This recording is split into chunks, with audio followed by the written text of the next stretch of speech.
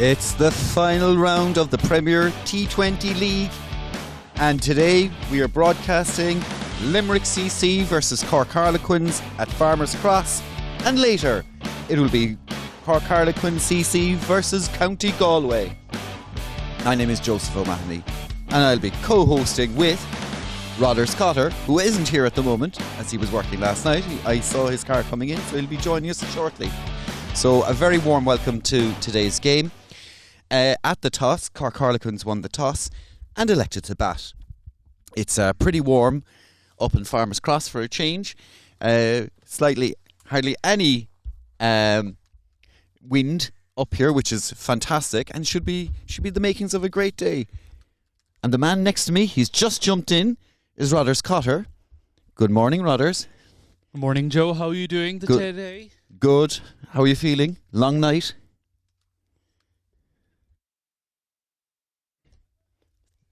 Yes. Got a good night's sleep and all ready for today's game. Excellent.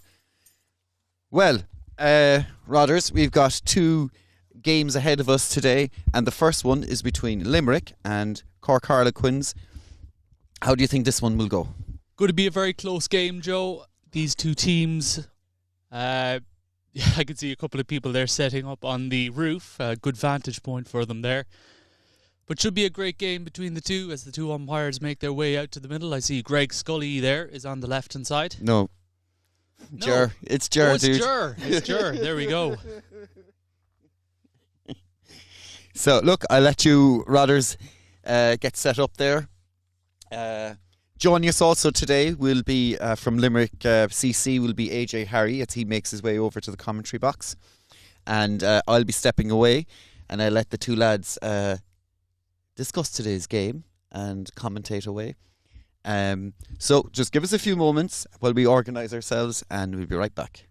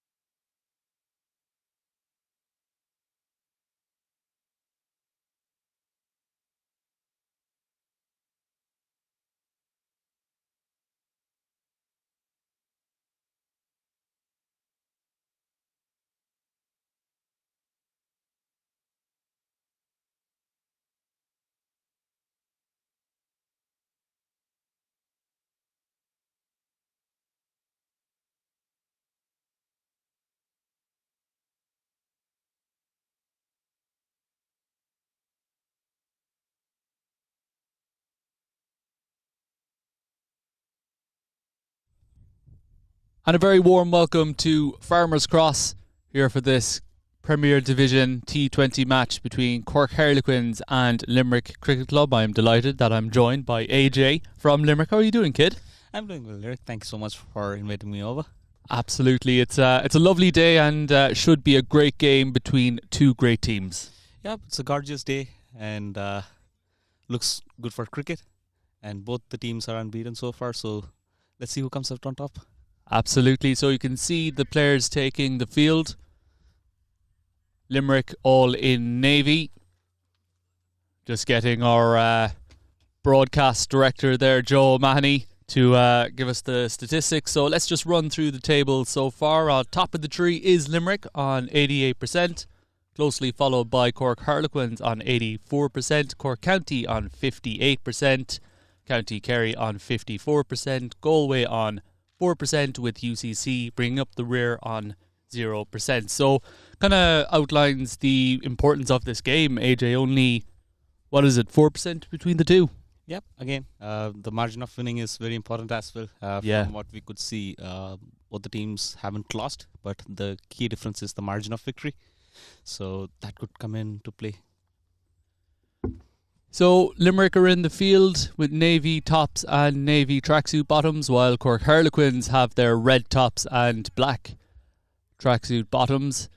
Opening the batting for Cork Harlequins looks like Matt Brewster, the captain, is going to take strike. And at the non-strikers end is Shivam Kisley.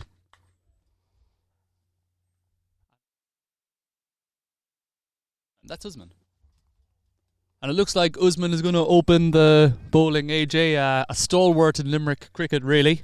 He has been consistent, especially in T20 crickets. And bowling at 6 over in Adair last week against Kerry put up more pressure on the batsmen, which led to the spinners taking more wickets. So let's see what he can do here. He'll be opening from the city end of the ground. It's going to be Matty Brewster on strike. Any predictions, AJ, before we get underway? Well, evenly matched team. One side with full of experience and the other side with full of youth and talent. So let's see who comes out on top. And we're away, a wide ball outside the off stump as the bowler does their usual look towards the wicketkeeper, wondering what happened there. I think all bowlers can relate to that, AJ. Well, I'm a bowler myself, and looking back at the keeper doesn't help. You just have to focus on where you're going to bowl the next ball. Absolutely, couldn't agree more. It's Archie who's standing umpiring from the city end, and at square leg is Gerald Sullivan. Edged down to third man, well fielded. And Cork Harlequins are underway off the bat. That ball flew down to third man, AJ. Important to note that it's very short boundary straight here at Farmers Cross. Yep, short boundaries at the straight, and again, pace on the ball. It could go anywhere. Absolutely. Of course, we have a cut strip here today. Was used on Tuesday, I believe. And you can see there on camera number 2. A lovely day here in Cork Harlequins. Yeah, looks good, and given it was warm yesterday as well, I'm expecting it to be a rank turner, which we don't actually get more in Ireland. Yeah, it doesn't happen much, does it? Intent being shown by Shivam down the track, well fielded there in the gully position. Shivam is a class act. I've had the pleasure of playing along with him, against him actually, when he was playing with UCC, and he went on to make 148 in Division 2. And he's an amazing lad. That's the bottom line of it. And that's a crowd catch. I think one hand, one bounce. Well fielded there at point. With flashy shoes, that's Sarfraz Rami. Oh, Safraz. Yep. Well fielded by him. So an attacking field to start off with from Limerick. There's a slip, a gully, and the 2 men back is a fine leg and a third man for that short boundary. As Usman is in again. Swing and a miss outside the off stump. He's quite consistent with his line and length, and he usually bowls first change, but given his recent performance and his control over the ball, it might make life difficult, at least for the batsman at the start of the innings. As one man is brought across, I think that's Asif. Yep. That's being brought across from square leg to a kind of a cover point position. As you said, a good indication of the line Usman is bowling at the moment. Yep, teasing that outside offline, making the batsman to play their shot. And what he does so well is make sure that he's up there. Yeah. No, the kind of that 4th, 5th stump line, Shivam couldn't get bat and ball there, and a good start here for Limerick. Plenty of dots to start off with. Yep. Let's hope to keep it that way. Last game against Kerry, they were off to a flyer. They were around like 100 for none after 10 overs, and Spin did the job last week. Down the track. Well fielded there by mid-off. Here comes the throw. I think that's Shani there at mid-on there. Yep. Moving around like a fox there in that position. And 1 over done. Cork Harlequins 3 without loss. And a good start for Limerick. That's a great start by Limerick, and Shani, you can't just keep him away from the game. He's another player like Guzman has been around a long time, AJ. But a lot of players here for this Limerick team have been around a while. We mentioned Safraz there, fielding at point, and Asif. So it's great to see all these guys still churning away. Yeah, it's an ongoing joke within our club where I always say that you guys have been playing cricket even before I was born.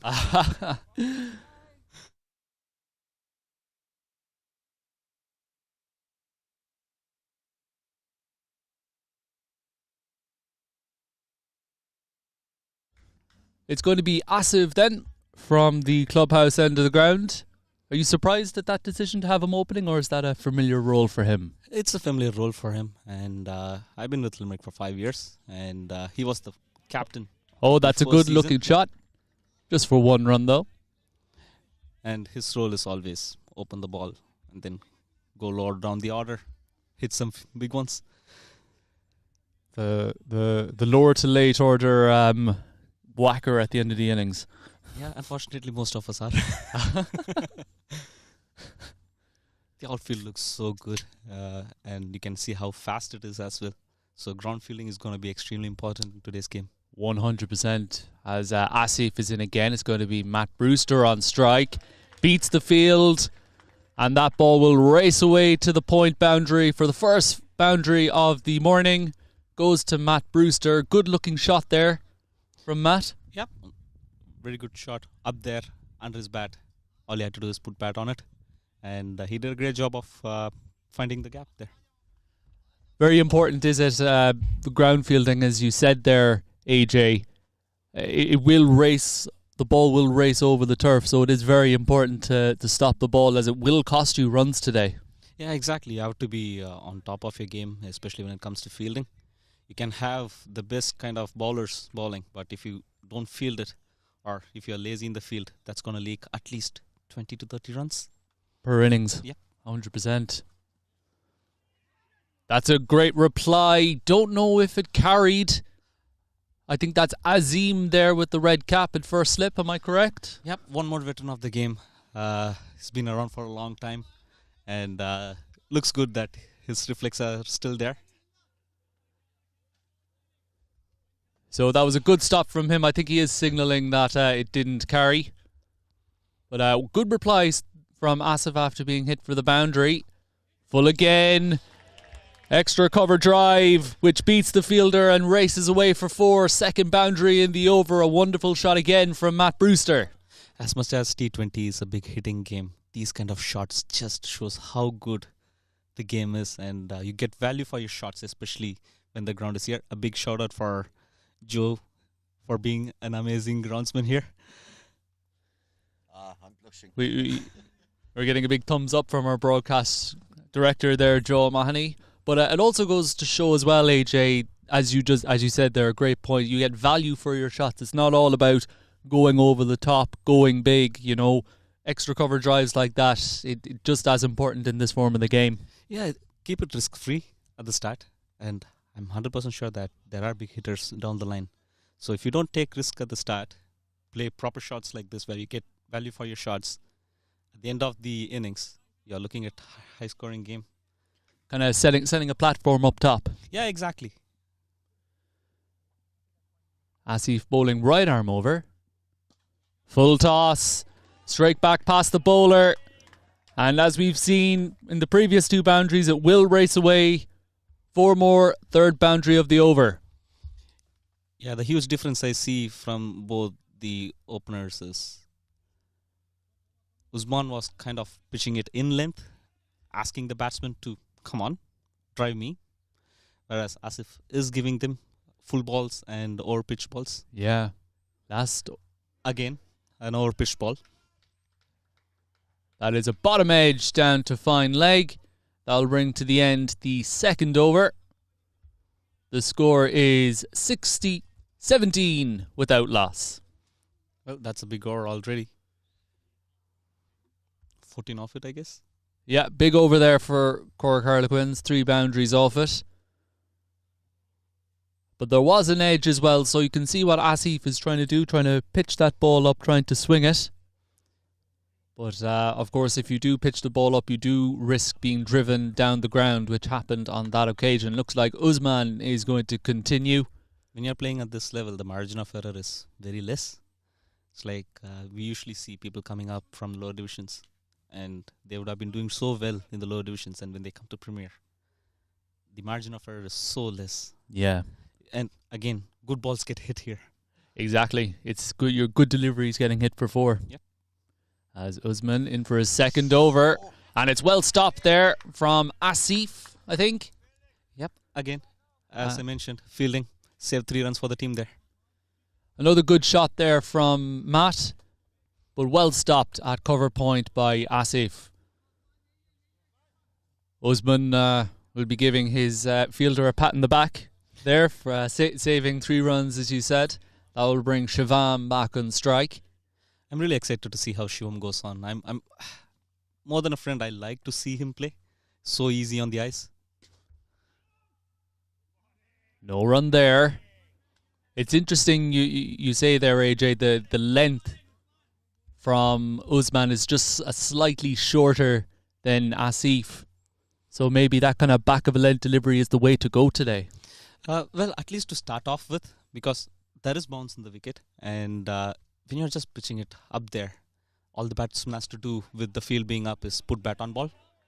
That's played wide of mid-on. The chase is on, but the ball will win. Shivam just getting that ball wide of the fielder, and it will race away for 4. His first boundary of the morning. Yep, the ball is up there, and all Shivam had to do was put bat on ball and put it in the gap. Just a shout there from our left. Stick to the basics. I think that's the order of the day so far, as Usman is at the end of his run-up again. A beautiful day. The temperatures will be looking to get up to 20 as that's in the air. And taken. What a catch that was by Shani at mid-on. Diving forward. He escorted the last one to the boundary, but that one went straight to him. Shivam has to go. I guess I put the curse on him there. The commentator's curse, I think. But again, as I mentioned, you can't keep Shani out of the game. And the good thing about Shani is he contributes in all 3 facets of the game. He bowls, he bats. And not saying it in a bad way, for his age, his fitness is among one of the best in the club. Yeah. So that's the difference all it makes. So after 2.4 overs, it is 22 for 1. Shivam has to go for 5 or 6.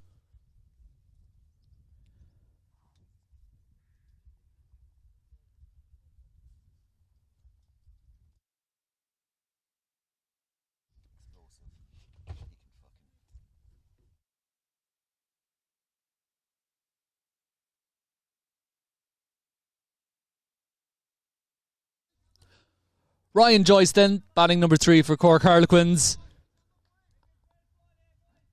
A new player for Cork Harlequins, only came this season, so not a lot of these Limerick players would have seen this guy play. He's an explosive top-order batsman, and also... Oh, and he's got him! Middle stump! What a delivery that was from Usman. He punches the air. 2 wickets in 2 balls. Limerick are on a roll, AJ. Well, before I say anything, you put a curse on him just before he started. It was my turn this time. But again, Usman sticking on to the length and just shows how much control he has over the new ball. And he has been doing that day in, day out for the first. Has been unfortunate where the Knicks have not carried and catch has been dropped. But I see him in training every week, the way that he trains. Even in trainings, he feels like he's bowling to a batsman according to match situations. And it shows how important to train as well is. It's 22 for 2. Ryan Joyce goes for a first ball duck. And batting number 4 for Cork Harlequins is Mubin. A very important figure for Cork Harlequins in their run to the final of the All-Ireland T20 League. So he'll be batting 4. Usman is on a roll and he's also on a hat-trick. So you can see there the fielders are chatting to each other. Do you expect some fielders to come into catching positions here, AJ? Well, I guess the boys are going to stick to the basics again. Yeah. It has been fed over and over again. Don't do anything extraordinary. Just keep it simple, keep it consistent, and you'll be successful. So let's see how Usman takes this on. And you can see the skipper Farman having a chat with Usman. I think a good idea. Kind of keep the batter waiting. Looks like extra cover has come in. A slip, a gully. Hat-trick ball for Usman. And it's left anticlimatically outside the off stump. The end of the third over, it is 22 for 2. Yep, that ended up to be very easy for Mubin. And while there are 19 people watching, well, it's actually 19 devices, as opposed to there could be more people watching. Happy Eid to everyone celebrating Eid today. Sunday, the 10th of July. So a very big holiday. And for everyone celebrating it, hope you have a great day. Coming into the attack then, I think this is Farouk. Yep. Farouk has been away from the team last year. And he's back. He has been keeping. And I'm trying to see how he gets on. Brings in the variety of a left-arm seam as well. He has ball in hand now. He'll be bowling the fourth over. Looks like he'll be bowling left arm around the wicket to Matt Brewster, who saw a lot from the non-striker's end in that last over. Here comes Farouk. Well bowled, but the batter Matt has pulled out, and I think it's because the umpire told him the wrong action. Yep. That's a first. Well, when you think you have seen it all. Something else. So we're just seeing what's happening now. It looked like the umpire said right arm over, but Farouk is left arm around. And it's a no ball. So now the umpire, so he signalled a no ball. We'll just have to wait and see how this plays out, AJ. As you said, a first for everything. Looks like he was just given right arm over, and even the umpire was not aware that he's a left arm seamer. So that's a no ball with a free hit. So a no ball because he's told the umpire has said the incorrect thing or has been told the incorrect thing. So it's going to go down as a no ball. Here's the free hit. Farouk to Matt. Swung away to the leg side. It will head down to fine leg for one run. That will bring Mubin on strike. I think that was a first, AJ. Yep. I haven't seen that before. Yeah, again, it's like either the bowler had said that he's bowling from this side of the wicket, or the umpire misheard it, but you never know. It's the umpire's call, and we stick on to it. Absolutely. 100%. So that will bring Mubin back on strike after facing the hat-trick ball a couple of moments ago. And that's very well run. Blocked into the leg side. And they come through for the single. His length is quite the key. It kind of hits the hard areas, and the ball kind of comes onto the bat a bit harder. So you really have to time it well, or you really have to see it well in order to play it. He's a nippy bowler as well, so interesting to see how he gets on. Driven through the offside. What a great shot that was. Right out of the MCC coaching manual. That's the fourth boundary for Matthew Brewster through the offside. It's so easy on the eyes. You know, it's like when you see shots like this going for a boundary, you'll be like, why are people smacking the ball so hard? All you have to do is just time it well. And again, shows the importance of the length. Couple of balls short of a length, and then this ball under the bat goes on straight on the face of the bat to the boundary. I was just going to say, again, it's that pitched up delivery in the slot length seems to be going for runs, while that more back of the length, top of the stumps type of length is seemingly a bit more difficult to get away. Yeah, especially in the power plays where you're allowed just two players outside the inner circle. And from what I could see, the two fielders are fine leg and third man. So they are really conscious about protecting the short boundaries. Yeah. But if you're bowling like that, the ball's not going to go there, boys. So we have our first delay then. The ball, very, very common in Farmers Cross. The ball is lost in the ditch. And you can see that the bowlers there coming together, having a chat. Perhaps they're having a chat similar to us, AJ, about the length. Well, that seems to be it.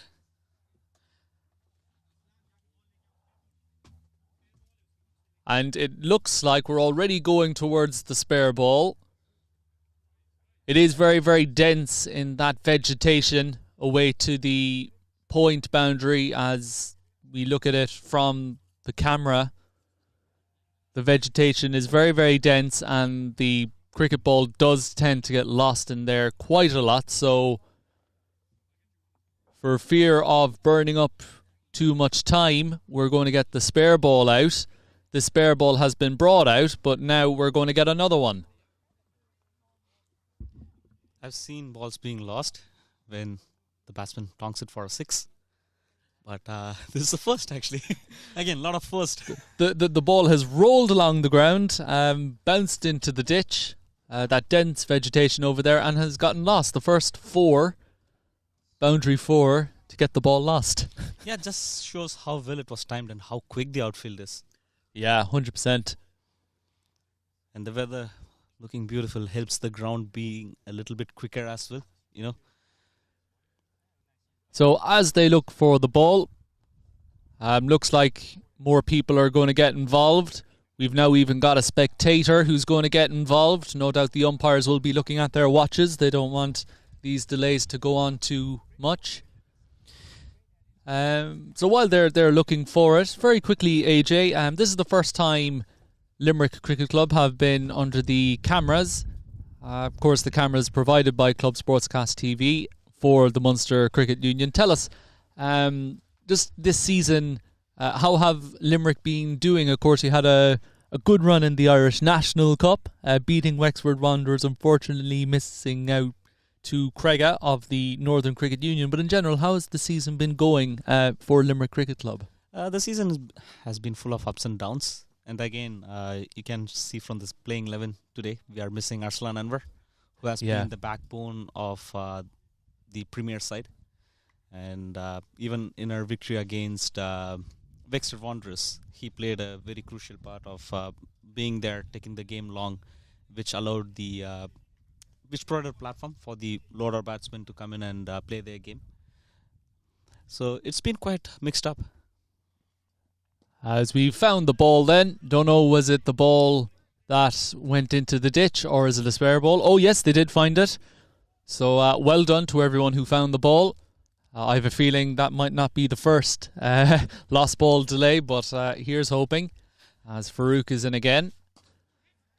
Played towards mid-on, quick single. Lots of oohs and ahs, but looks like the batter was safe. That will bring Mobeen back on strike. So later on we will get back to how Limerick have been doing. In elsewhere, County Galway are gone back to college, taking on UCC, and after the first over they are 4 without loss. County Galway won the toss and elected to bat first down below in Curraheen, so we'll keep you updated on that game as well. That's nicely bowled. Sore delivery outside the off stump. Mobeen can't get bat on ball, and after 4 overs, Cork Harlequins are 30 for the loss of 2 wickets. Coming back to UCC, their ground has been amazing as well. I was involved in Division 1 game yesterday there, and the climate just helps the grounds here. And all you get is value for your shots. Play along the ground. And you just don't even have to run when you time it properly. Just making the most of the Irish summer here. Yeah, of course. Well, for a Division 1 game, you were down in Curraheen yesterday, and of course you're going down there after this game to play against UCC. Well, again, it's like I'm traveling as the 12th man there. I don't want to be playing both games. And there are quite few people here, and there's a person who's the 12th man for this game. He's going to be playing in that. So we have a decent enough team there. You have the whole convoy along with you. So also there's the small matter of Ireland versus New Zealand. New Zealand won the toss and chose to field. Ireland are 35 for 2 off 8.4 overs as Usman will continue. That's a wide outside the off stump, called there by umpire Archie. So Usman to continue. This will be his third over. Still a slip in position, although the gully fielder has dropped back to a kind of backward point. Still the two men, actually it's a change of field. There's now a deep point and a third man that's in the air just over the top of point.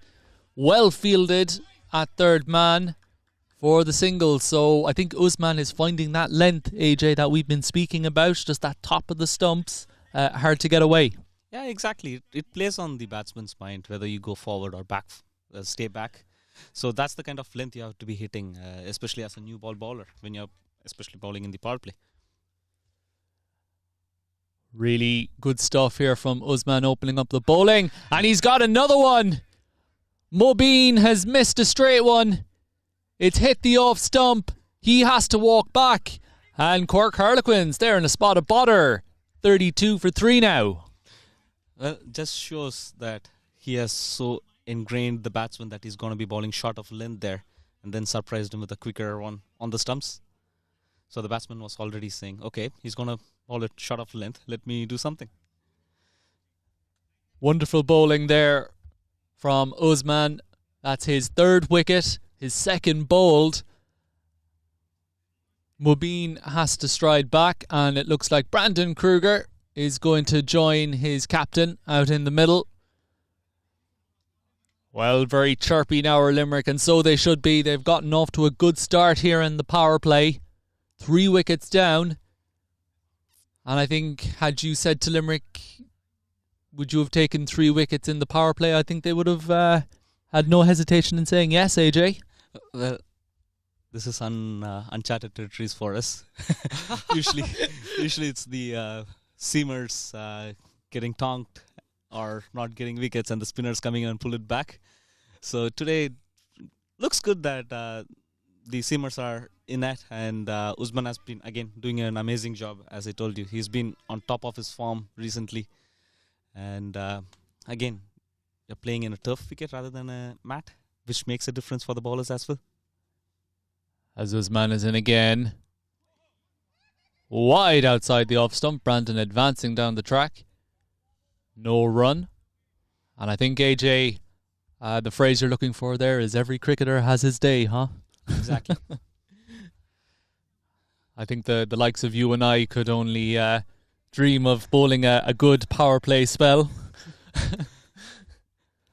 Well, even in my dreams, I don't do that. Usman in again. Driven through extra cover. Well fielded there from Farouk, who's at the extra cover position. He's sporting that kind of golf cap there, AJ. Yeah, seems like he wants to tonk up some sun on the top of his head and then cover his eyes.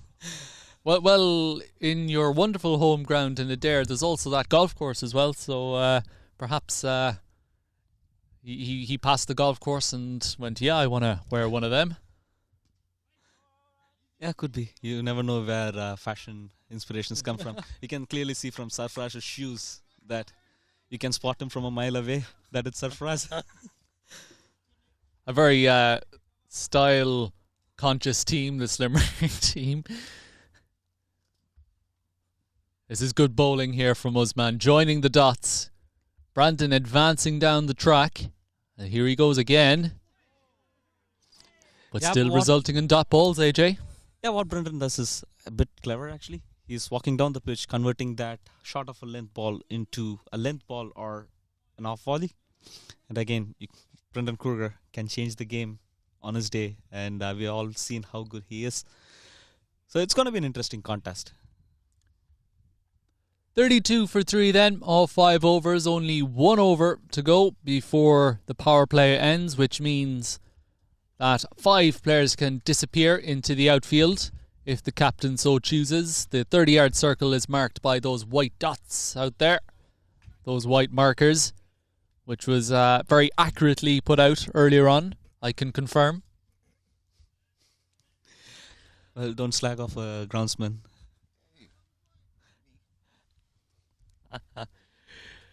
Farouk then to continue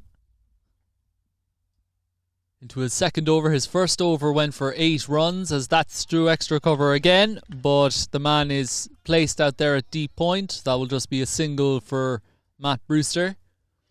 A slower one under the bat, and what the bowlers have done is they've been consistent, at least in hitting their lines, and which allowed the captain to see, okay lads, if you're going to bowl there, I'm going to give you protection over there.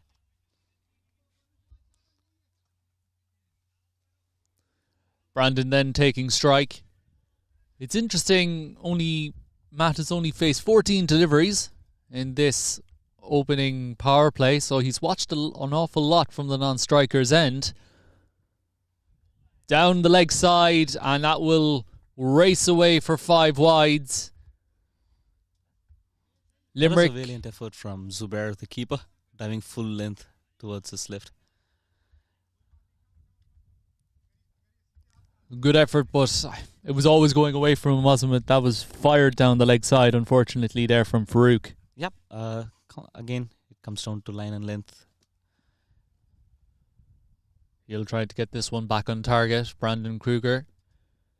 Slower delivery, very well bowled from the bowler. That's all his experience. Kind of outfoxed the batsman there. He saw the batsman advancing down the track, produced the slower delivery. It's like a game of cat and mouse at the moment out there. Yeah, it's quite simple. Don't be predictable. Either be a batsman or a bowler. Don't be predictable. And that's blocked into the offside. That's 6 dots for Brandon to start off. He'll be feeling the pressure. Well, only time will tell. All it takes is one shot of the middle of the bat, and then he's back in contention. Looking way to our left, plenty in support. Few people even up on the clubhouse, getting the best vantage point they can. Played into the leg side. Bit of inside edge onto pad, and the batters will comfortably go through for a single. It again shows how important running between the wickets is, and again, play with soft hands. Convert that dot ball into a single, or if it's a misfield, into a double. Really good finish to the power play here from Limerick. Only, well, other than the 5 wides. 2 deliveries to go then. Nice looking shot from Matt Brewster, but the deep point fielder is waiting. It has been said over the centuries, ball to your field.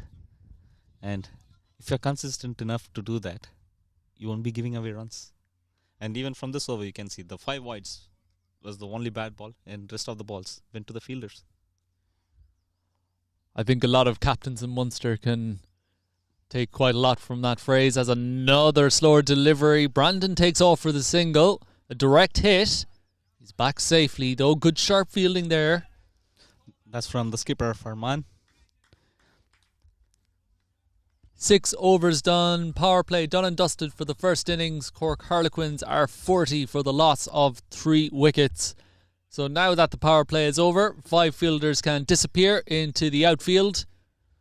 It'll be interesting to see here. Will Usman finish out his 4 overs? He has been on a roll. It makes sense that he finishes it off. And again, the Limerick side is never short of bowlers. So.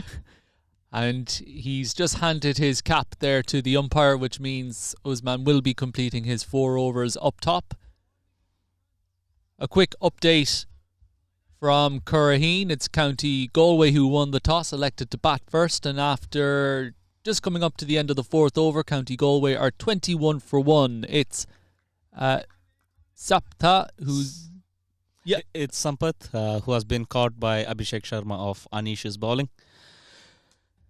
Edge down to third man.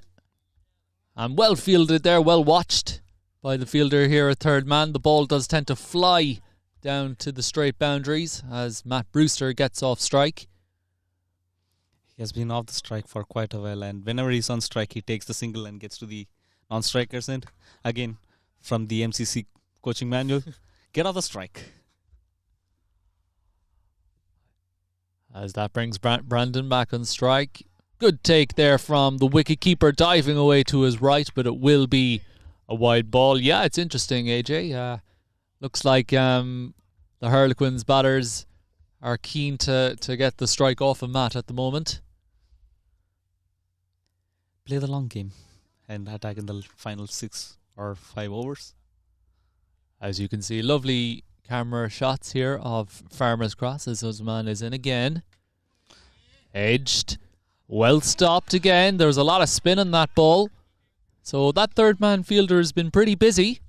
Oh, the ball travels quite quicker to you, especially when the outfield is dry. And it does tend to curve when it's off the edge. So you have to have a watchful eye over that. Usman, 3.2 overs, no maidens, 3 for 13, has bowled that 5th stump line immaculately, and to reward the bowler, the captain has opted for a gully. That's in the air. Looks like it might pull up. And it won't pull up, so that's 4 runs for Matt Brewster. A full toss. Usman puts his hands up to apologise to his skipper. Matt Brewster going over the top for the first time, AJ. Again, never tried to overhit it. Just timed it well. And that was a freebie, to be honest. I guess he tried to outfox the batsman there, but Matt was up to the task. Good chase out there from the fielders. Just the ball won the race to the boundary. LBW shout. Not out. Umpire signalling that the ball was going down the leg side. Matt Brewster also took a couple of paces down the track. That's another thing umpire Archie would have looked at, AJ. Yeah, it's always hard being the umpire. You know, it's like you have to watch the ball. You have to watch the batsman, where he's at. And you have to look at the foot of the bowler. So it all happens in a split second. That's a good looking delivery there from Usman. But yeah, it's a good point you make there, AJ. You sound like you've got experience. Oh yeah, I do umpire games. Yeah. But as you said, there's so much to think about. Of course, looking at the front foot, then looking down the business end of the ground. Where did the ball pitch? Where was the impact of the ball? Was it going on to hit the stumps? Is it doing too much? A lot to think about in a short space of time. Yeah, exactly. And that's why we have 2 umpires, splitting the pressure. Another slower ball there by Usman, and he finishes off his spell. Bowled brilliantly, didn't he? 4 overs, no maidens, 3 for 17, and an economy rate of 4.25. Brilliantly bowled from Usman, who's he's off the hook now for the morning. Yep, I'm gonna tell him that we have cameras in every game going forward. he likes performing in front of the cameras. But no, very well bowled from Usman. He gets to take a break now for the rest of the innings and do a bit of fielding. Yeah, he has a safe pair of hands, and again, he's one of those people who bring all the 3 facets of the game into play. He's a decent fielder, and he can hit the big shots. So now comes in Shani Alam with all his years of experience. He can be quite deadly in his day. He's I'd say he's still got a bit of pace about him, Shani. Well, I am getting a note from that 10 years ago, but you might see now. So it'll be Shani Alam, as AJ just said there. He'll be coming into the attack, replacing Farouk from the clubhouse end as the sun comes back out. Brandon will be on strike. He's struggling a touch, 2 off 9 deliveries. So Shani will be bowling right arm over the wicket. Just having a chat here with his fielders, trying to get the field right, of course. The power play is done and dusted. So 5 players can disappear into the outfield. You can see 4 people outside of the 30-yard circle. And again, Brendan Kruger, you have seen it day in, day out. He starts off slow, but once he gets going, it's going to change the game. So you never know what's going to be the outcome. As long as Brendan is there, Harlequins have a huge chance of getting a higher score there. So 7 overs done then. Of course, we'll be talking about a potential score that Quins will be looking at as here comes Shani. Wide outside the off stump and well fielded there from Farouk. A single for Brandon. That'll bring Matt on strike. And this surface looks like it's playing well, AJ. No deliveries have really misbehaved. Shout out to the groundsman here. We're just plum-mossing him now at the moment. That's nicely bowled, kind of a 5th, 6th stump line. And Matt Brewster swinging a miss outside the off stump. Shani has not always been among the wickets, but he's quite economical. And what he does is, he's kind of a slingy bowler, but you have to put the pace on the ball when you're hitting it. And it's never easy. That's a wide ball outside the off stump. I think it's a batter's game these days. The bowlers, they don't have much margin for error on that wide line. As in comes Shani again. Good looking stroke there from Matt Brewster. He calls 2 straight away. And in fact it will go for 4. So a wonderful extra cover drive. Not the first time we've seen that from Matt. It will bring him another boundary, his 6th. He's looking an awesome touch there. And the way he plays is he's not trying to overhit it. He just waits for the ball, times it well, and puts it in the gap. And what I mentioned about Shani, you can see how long the ball took to reach the boundary there. So you have to hit it really well in order to get your boundaries. Straight to the fielder this time. And it's interesting there, Shani didn't bowl a bad delivery, maybe just a fraction over pitched, and was punished by Matt. Yeah, again, comes down to the basics, and the margin of error is very less. And that ball kind of hopped there off I think it was the artificial mat, but nobody was in the way. I see of the drainage system here in Cork Harlequins, but nobody was in the way of that unexpected hop, so everyone's safe. And a wide ball outside the off stump. Hand on head there from the bowlers. I've been in that position many times before. Well, umpire calls it. Yeah, great. Exactly. He has the final call, doesn't he, the umpire? Yep.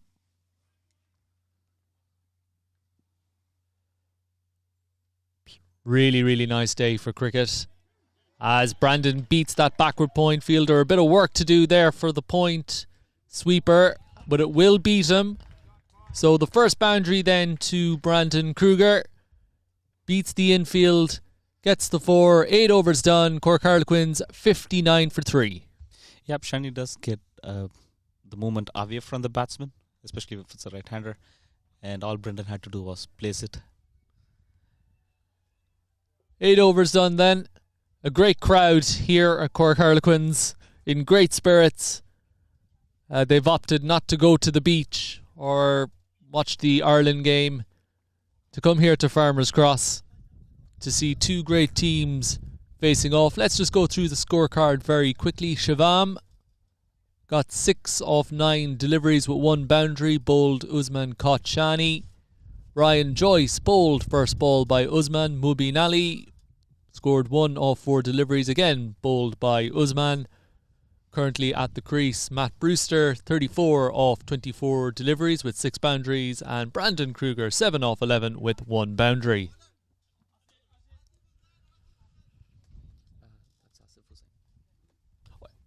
So it looks like Asif is going to come into the attack. He'll be bowling right arm over. He'll be bowling right arm over from the city end of the ground. He's a nippy bowler, and he has done well. He played with Division 1 quite a bit last year, and he had showed a bit of good form at the start of the season when we were having intra-club friendlies, and we had a couple of friendly games at the start of the season. He has been doing well. So here comes Asif, then played into the leg side by Matt. And it's well fielded out there by the fielder, racing towards the ball to cut it off. So the batters can only take a single. That slip and gully have disappeared. And that was Shani doing the fielding there. As I mentioned, you can't keep him out of the game. Asif, he's an interesting bowler. He has a quite nippy action, and his arm comes quite quick at the end of his run-up. And he's strong-footed as well, so you have to be really careful in picking him up. And he does bowl the hard length as well. And it looks like, sorry to cut you off there, AJ, it's a no ball. I think there was too many fielders outside the ring. So it's a no ball there for too many fielders outside the ring, and it will be a free hit to Brandon Kruger. It's very well bowled though from Asif, a Yorker length delivery. Brandon, not only could he get his bat under it, but he also couldn't hit it. So a dot ball there, good result from Limerick. Well, given any other day, Brandon would have tonked it over the farm on the other side. Yeah, that farm field has been well populated this season. A lot of balls have gone in there. That's a good shot, actually. Good shot there from Brandon. Will race back for two. And the ball came into the keeper's end. Perhaps the bowler's end would have been the better shout, but 2 runs all the same. Well fielded there on the boundary by Safraz.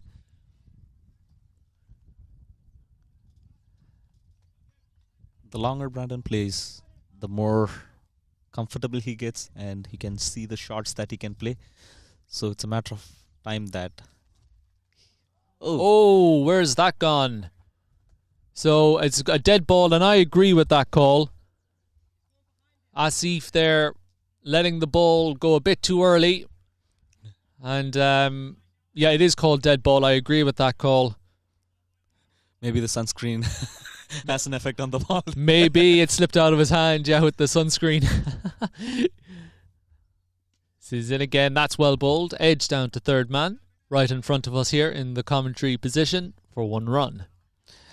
Geez, the fielder down in third man has been really busy today. And you can see from how the ball curves as it comes down to you. So you have to have one of your best fielders out there.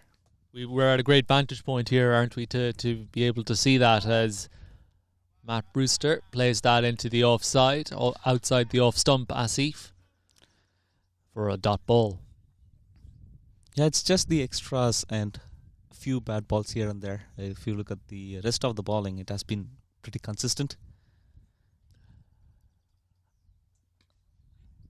Played down the ground.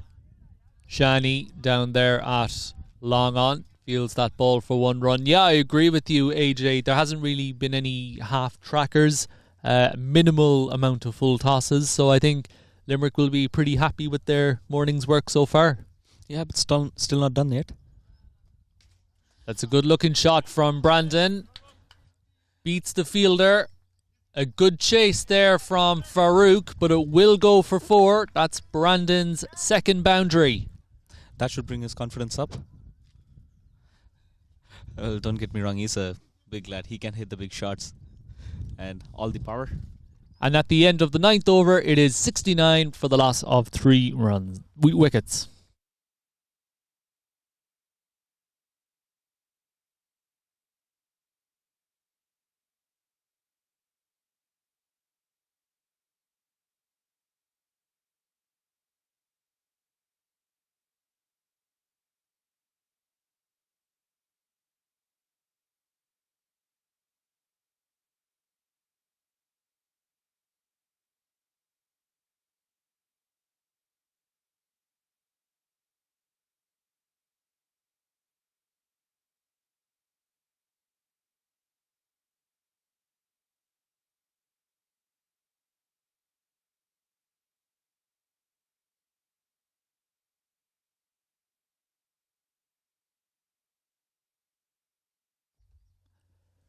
So welcome to Farmers Cross. For all you watching back at home, the MCU Premier Division T20 match. The captain Farman is going to bring himself into the attack, but bowling to his opposite number, Matt Brewster. So skipper to skipper, AJ. Yeah, he brings in quite a lot of experience with him, and spin has always done the work throughout the season. It's like it's himself, Sarfaraz, and Arslan Anwar. Whenever the paces were going for runs, these people come in, they dry up the runs and pick the wickets, which has been the success story going along. Down the track, fielders converge. Great effort, but it's one bounce four. It was a really good effort there from the fielder, diving forward. The hardest thing to fielding catch to take really is diving forward, AJ. Well, I would give it 5 out of 10 because I felt like that should have been taken. And again, going back to the MCC book of coaching, walk in with the bowler. If you react to the ball, you're never going to make it. If you look at Shani, the catch that he took, he was 5 steps in by the bowler, released the ball, and he was able to make the ground for it. And well, that fielder is now being swapped. Looks like Tim is down here at long on now as Matt Brewster pushes that ball into the offside for no run. So the captain, Farman, it's interesting, AJ, he doesn't have many grey hairs on his head, does the captain? Obviously, he hasn't been doing it a while with the stress of captaincy. Well, Arslan Anwar has been the captain. Oh, it's dropped. Great effort out there. Again, Matt Brewster going down the ground. Well, he had it in his hand. It bounced out. And that's a life for the captain, Matt Brewster. Well, another piece of coaching advice, soft hands. And indeed, you could nearly hear the ball hit his hand as it bounced out. I feel the pain. A running attempt, the fielder running to his right as Farman continues. Branton on strike. The end of an eventful over, halfway through the first innings. 10 overs gone. Cork Harlequins 74 for the loss of 3 wickets. Given the fact there was 1 drop catch between for 4, 5 runs of that over. It's pretty good going. Partnership worth 42 now between Matthew and Brandon. Brandon is doing a good job. It's like I've been told that he's not having a good season, but all he has to do now is put Matt on strike, and the longer he stays there, he's going to get better. 100% keep rotating the strike, getting his skipper on strike. And just a quick update from Curraheen, County Galway taking on UCC. County Galway move on to 47 for the loss of 2 wickets after 7.4 overs. And there's a change of bowler, I guess. Yep, that's Sarfaraz with his shiny shoes. Oh, Sarfaraz. You'd spot him a mile off with his kind of fluorescent orange and yellow shoes. He's going to be coming into the attack. I asked him why he got that particular color. Well, most people would say he supports Barcelona, but that's not the case. He's a big fan of Virat Kohli. Even though he's from Pakistan. That's right, Kohli wears those boots, doesn't he? Yep. So here comes Sarfaraz then. Great looking shot there from Matt. Up and over extra cover, but Farouk comes around to field, throws it back in, 2 runs taken. That was an amazing shot from Matt. Made it look so easy, going inside out. By the way that he's batting, he can go out, have a cup of tea, come back and still hit the ball for a 6 or 4. He's making it look easy out there at the moment, is Matt. A slip in place then for Sarfaraz. That's nicely bowled from him. So spin at both ends then in the middle overs. They are consistent. They are always at you. So you have to either play or innovate like that. Well, that's a very innovative shot. Scooped over his head, and the slip fielder has to run all the way down to find leg to field the ball, which he does. Good chase there from him. 2 runs taken. Well, an inventive shot there from Matt, scooping that ball over his head, kind of premeditated, got into position quickly. Yeah, this is what happens when the bowler is actually consistent. The batsman has to innovate, and Matt is actually looking at the ball like a football now, so he can be innovative now. You could chuck him down a tennis ball or a table tennis ball and he would still be able to hit it. The slip has come out. A 45 has come in. Matt Brewster down the track. Shani Lam is under it and takes it.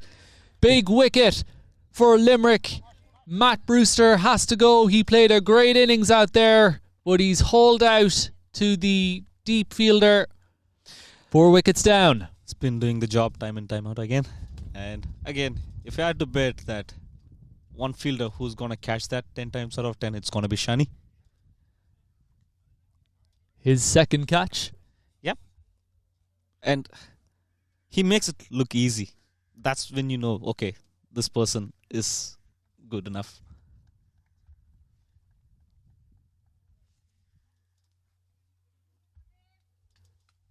$78 for 4.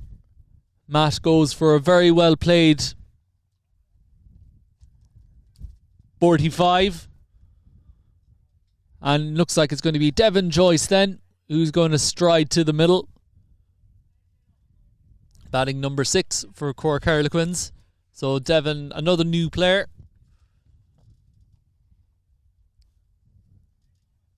Brother of Ryan, who was batting number 3 for Cork Harlequins. So it looks like the batter's crossed. So Brandon will be on strike. Big wicket there for Limerick. Matt Brewster was looking good. Some wonderful strokes through the offside. He was so easy and pleasant on the ice. And that was a well-made inning. So now all focus is on Brendan. So let's see if he is able to take the lead or if he's going to rotate the strike and try to hang in there as long as possible in order to provide a platform for the other batsmen. Well, he's been out of touch as Brandon, so the good word you used there, AJ, which is hanging in there, and that's what he's doing at the moment. That's cut away to the point. Boundary rider out there for 1 run. That will bring Devon back on strike. Well, by the sound of the ball connecting with Brendan's bat, you wouldn't say that he's low on confidence. I would say he just needs a bit of time. Absolutely. Just time in the middle. Yep. Does all the world of good. As Devon facing up to his first delivery. Cut away through the offside. Hit hard. Well fielded out there. By I think that's Asif out there. Throwing the ball in from his knees that time. So good enthusiastic fielding from him. 11 overs done. Cork Harlequins. Nope. 1 delivery to go. And more work to do for Asif. Good effort, but he couldn't get across. 4 runs to Brandon Kruger. That's the end of the over. 11 overs gone. 84 for the loss of 4 wickets. Yeah, that was clever batting by Devon and Brendan. A wicket usually slows the run rate down a little bit, but lads nowadays, they just go in and start hitting straight away. It's, I think they make it look very easy, don't they? Because when the likes of you and I try to go in and do that, the ball just goes straight up in the air. When I do it, I don't even connect the ball. I will be just swinging thin air, and I can hear a roar from the outfield or the guy sitting in the pavilion saying, "What are you doing there?" Anytime I try to swing the bat, all I hear is a rattle from behind me. I use my pads.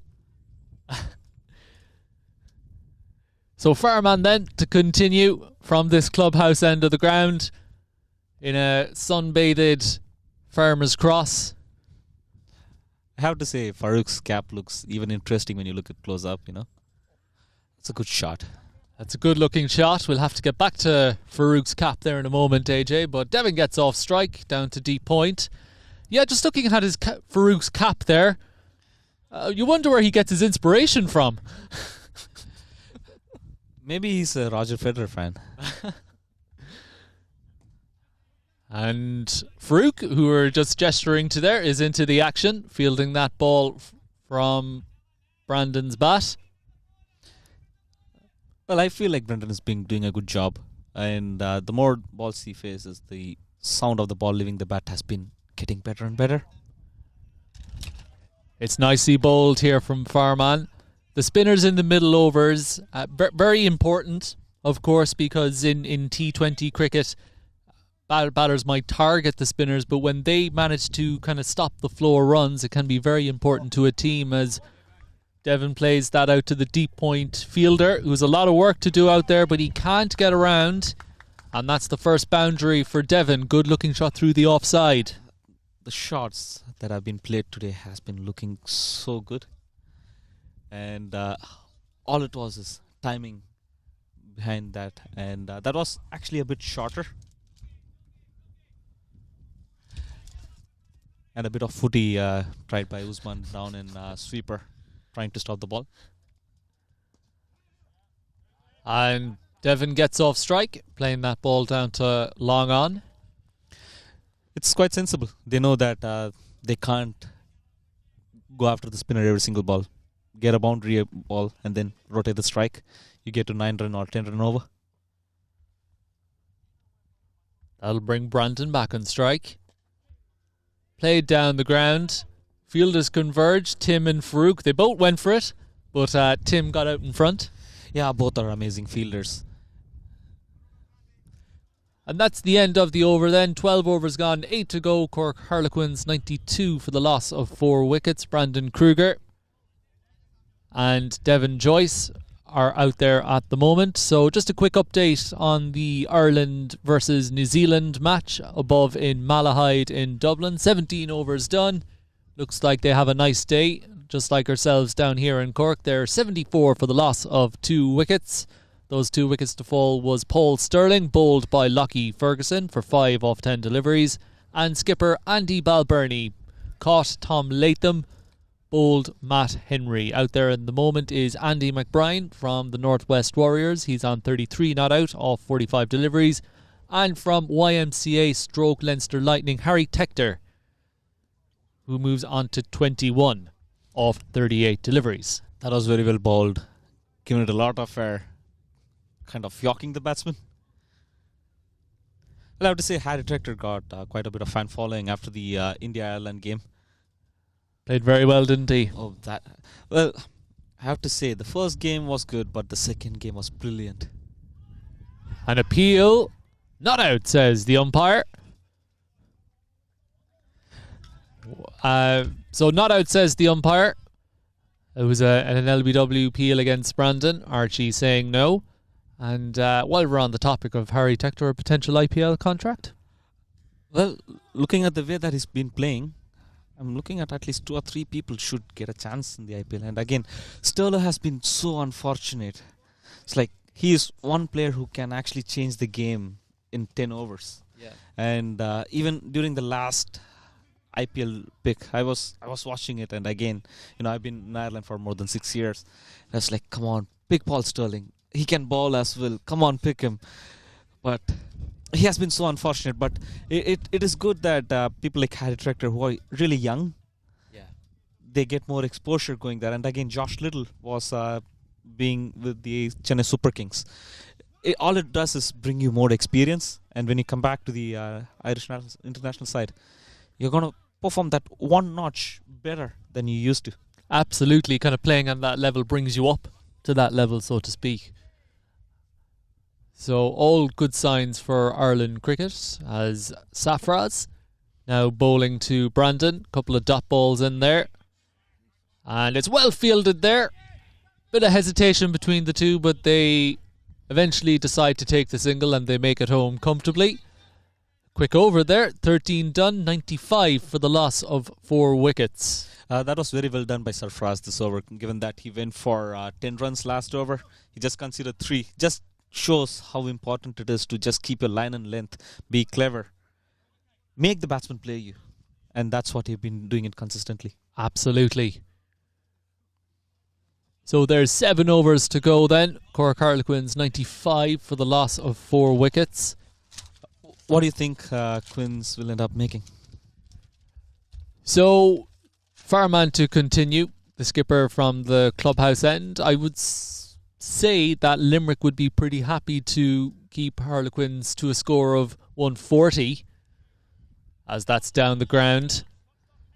There will come a point where one of these two batsmen, or maybe both of them, will have license to tee off, so to speak. Well, given that Brendan is looking better and better as long as he's staying there, you never know.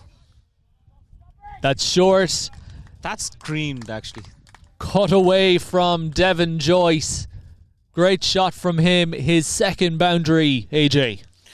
Well, Devon has been doing an amazing job in this very less time that he has been out there. And again, what it does for Brendan is kind of giving him the time not to be over-aggressive or try to manufacture something. And it is helping Brendan in a huge way. And given the shots that he has played, Devon is looking so good. Farman to continue then.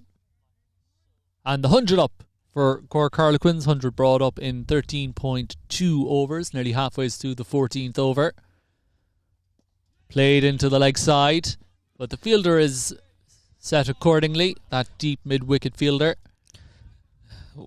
Devon has been playing like so good. He hits a 4, doesn't try to tonk another one, makes the sensible call of rotating the strike. Brandon pulls that ball into the outfield. I don't think that was timed enough. Oh, they will race back for 2. Here comes the throw. It's going to be close, but they will make it back. It was in the wrong end. Should have been at the bowler's end. Yeah, I thought so too. It again comes down to making calls in the field. One call where the ball has to go. Don't confuse the fielders.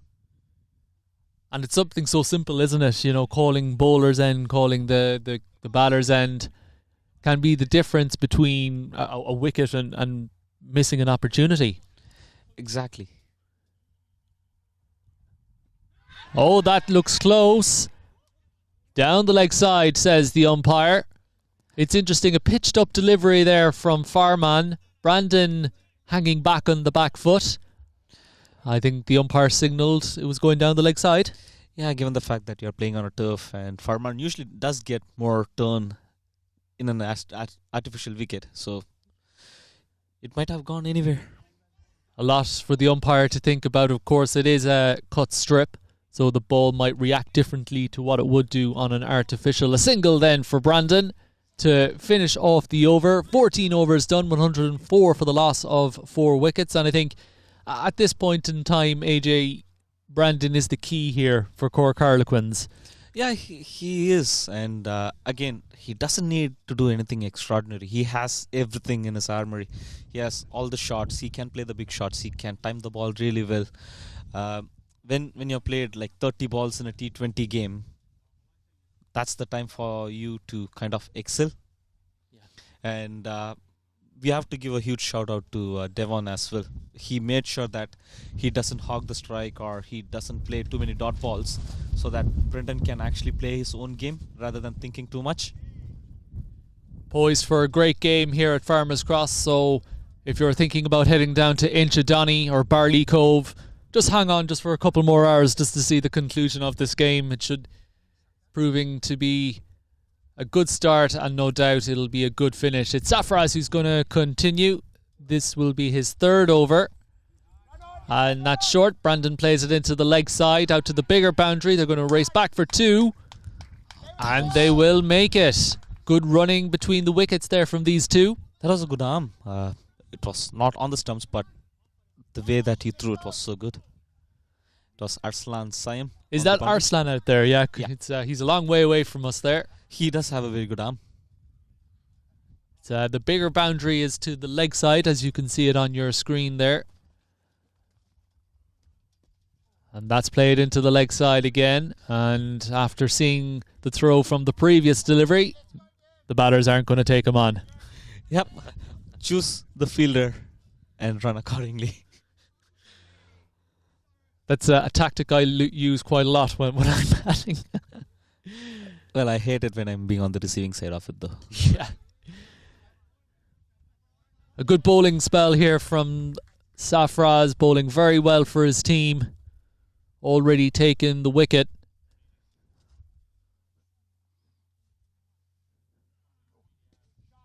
Up and over the top, and it will disappear for the first maximum of the morning. Devon Joyce up and over long on, long off. 6 runs. Yep, shows the length again. Overpitched, easy for the batsman to get under. As the drinks are brought onto the field for the 2 batters, it looks like it's going to be field time. That ball has disappeared into the field, and already Limerick are looking towards the changing room for a spare ball.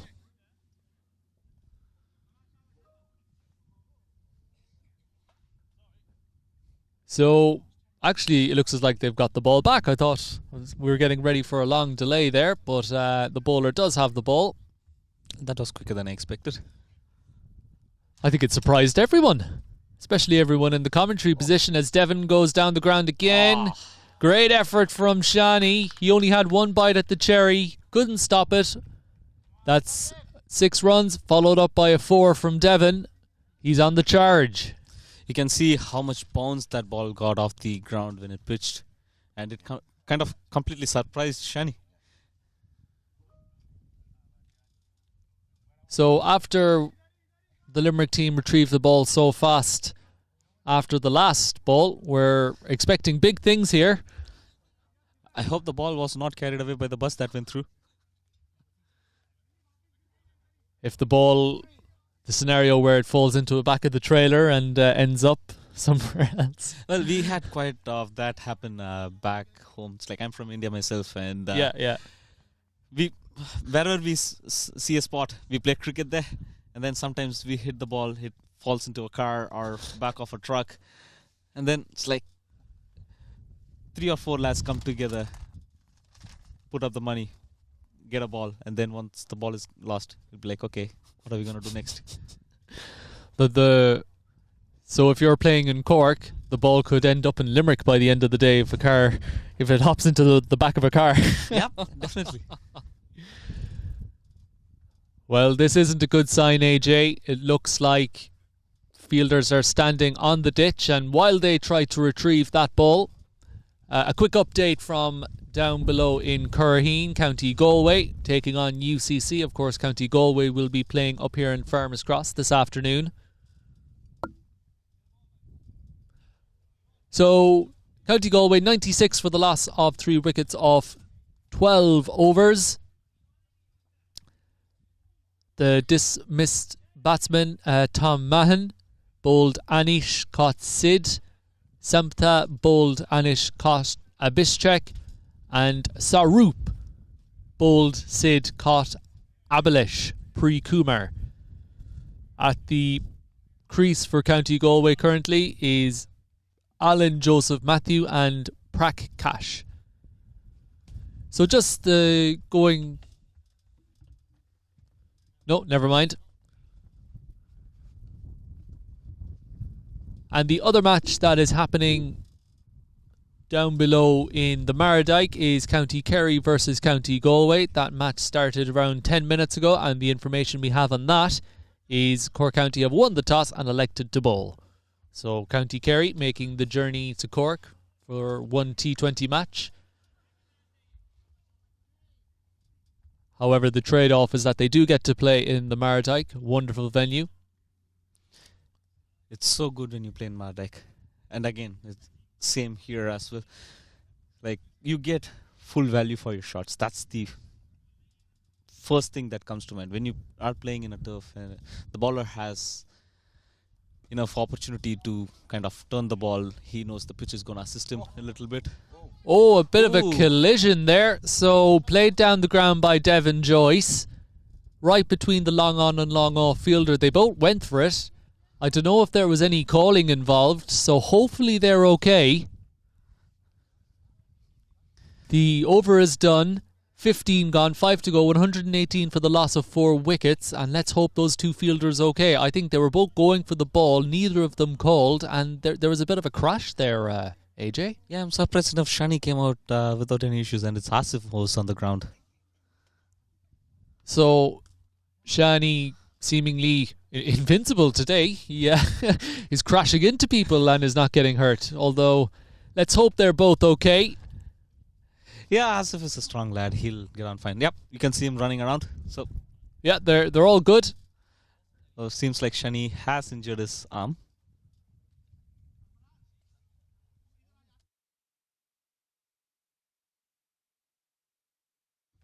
Well, it was suggested, do they need a HIA rugby style? But I don't think so. I think they'll be fine. The two fielders crashing into each other, but they're up and at him, walking around. 5 overs to go then. 118 on the board, 6 wickets in hand.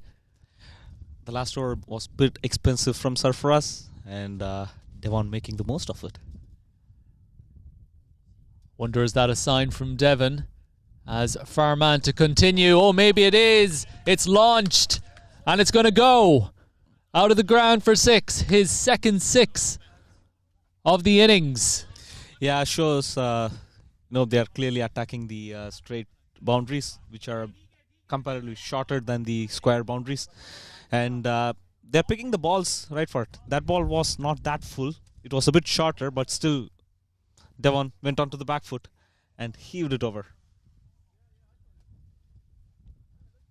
And it's going to take a while for that ball to be retrieved, and I know why, because it's gone to the other side of that fence. But that was launched. And I think most definitely in the second innings, AJ, I think the Limerick batters are going to be targeting that straight boundary as well, perhaps. Well, I hope they don't do it from the first ball. Take their time. So there's going to be a delay then.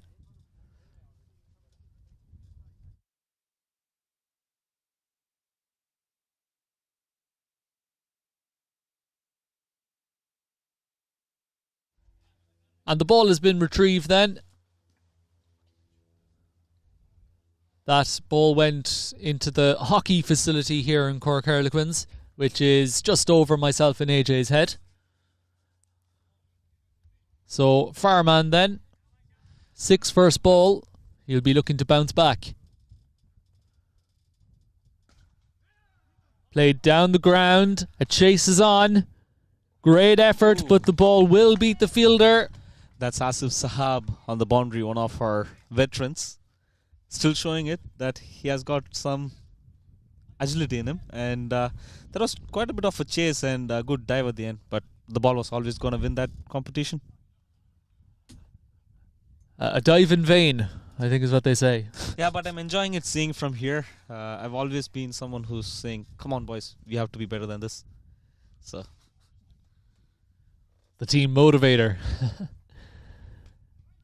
And that's down the ground. Will be hauled in this time. So just a single for Devon. And again, good batting from him. Striking the boundary and then rotating the strike, AJ, what you've been talking about. Yep, 3 balls, 11 runs. Off to Brendan now. That's short. Played down the ground. Farouk here in front of us. Oh, that was the intention to go over the boundary, straight boundary once again. Didn't get it quite well.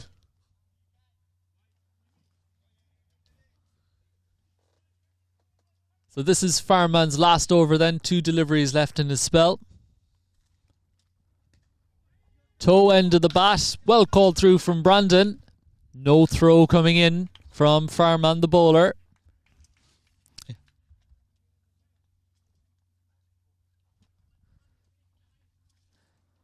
Seems like the batting roles have changed now. Devon going for the attack and Brendan kind of happy to give the strike. They'll be pushing for 2.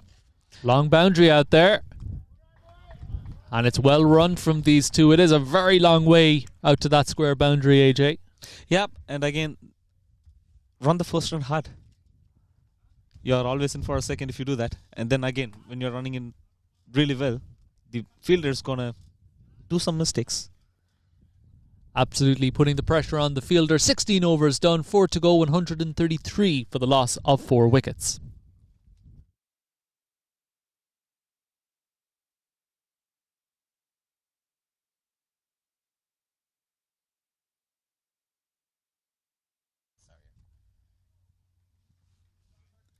Brilliant strike rate as well from Devon.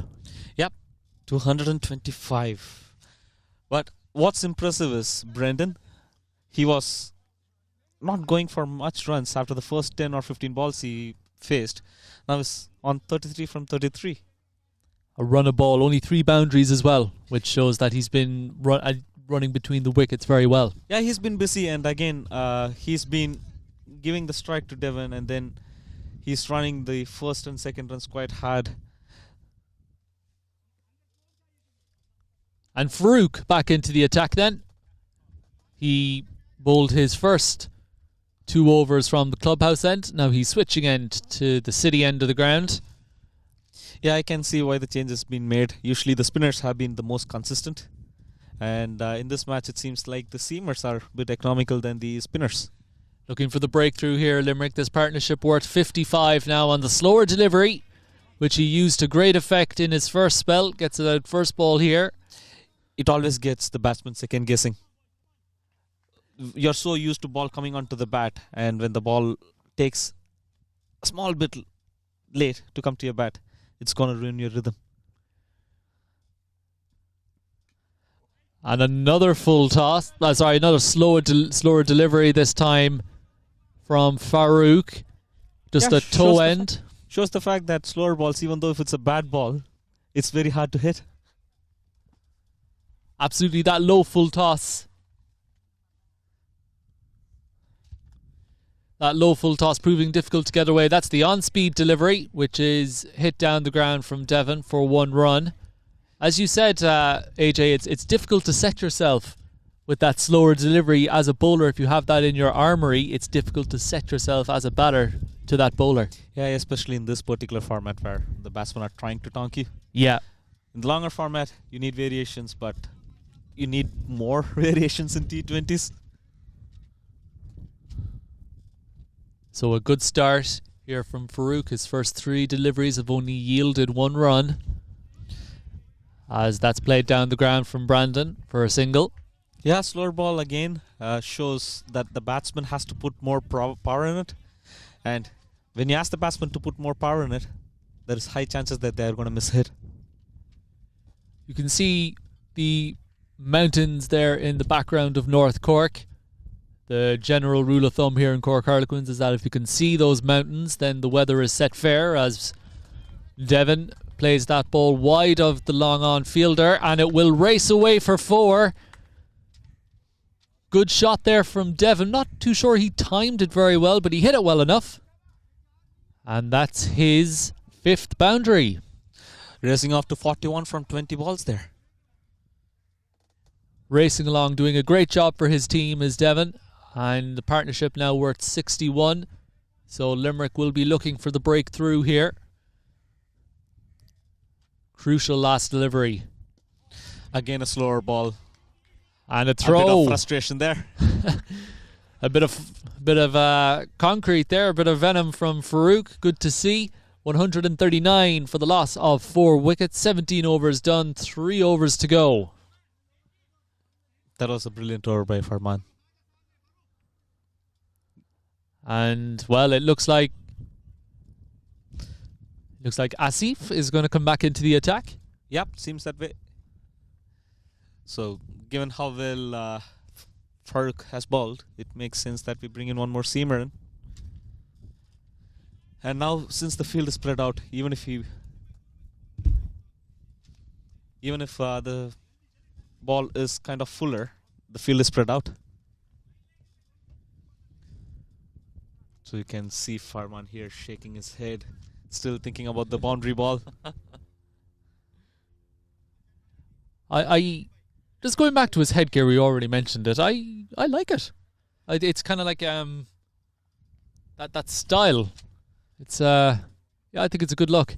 As Asif then back into the attack, drills down the ground. 4 runs, great effort from Tim there at long off.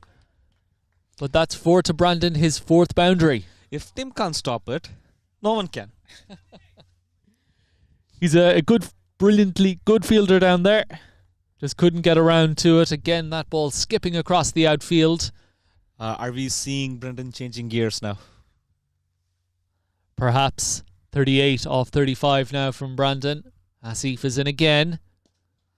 Full toss. Fielders converge. Splits both of them. Back-to-back boundaries for Brandon. Maybe the incident in the other end kind of played something in their head. None of them called. Both of them backed away. Of course, earlier on in the innings, we saw a situation nearly identical where the two fielders collided. So, as you said, that may have been in the back of their minds, but maybe a call just from one of them. Asif doing a brilliant job getting the ball up there. Oh, I think Fairman is okay. He stepped on the ball. And they're asking him, Mary, is he okay? And I think he is. It's not limping, which is a good sign. But Asif doing a brilliant job having the ball up there. But Brendan equally up to it. Played straight to the fielder. And a shy at the stumps. That would have been very close with a hit. Of course, we'll never know. Well backed up as well by Azim at mid-wicket. Good cricket all round there from Limerick. Simple.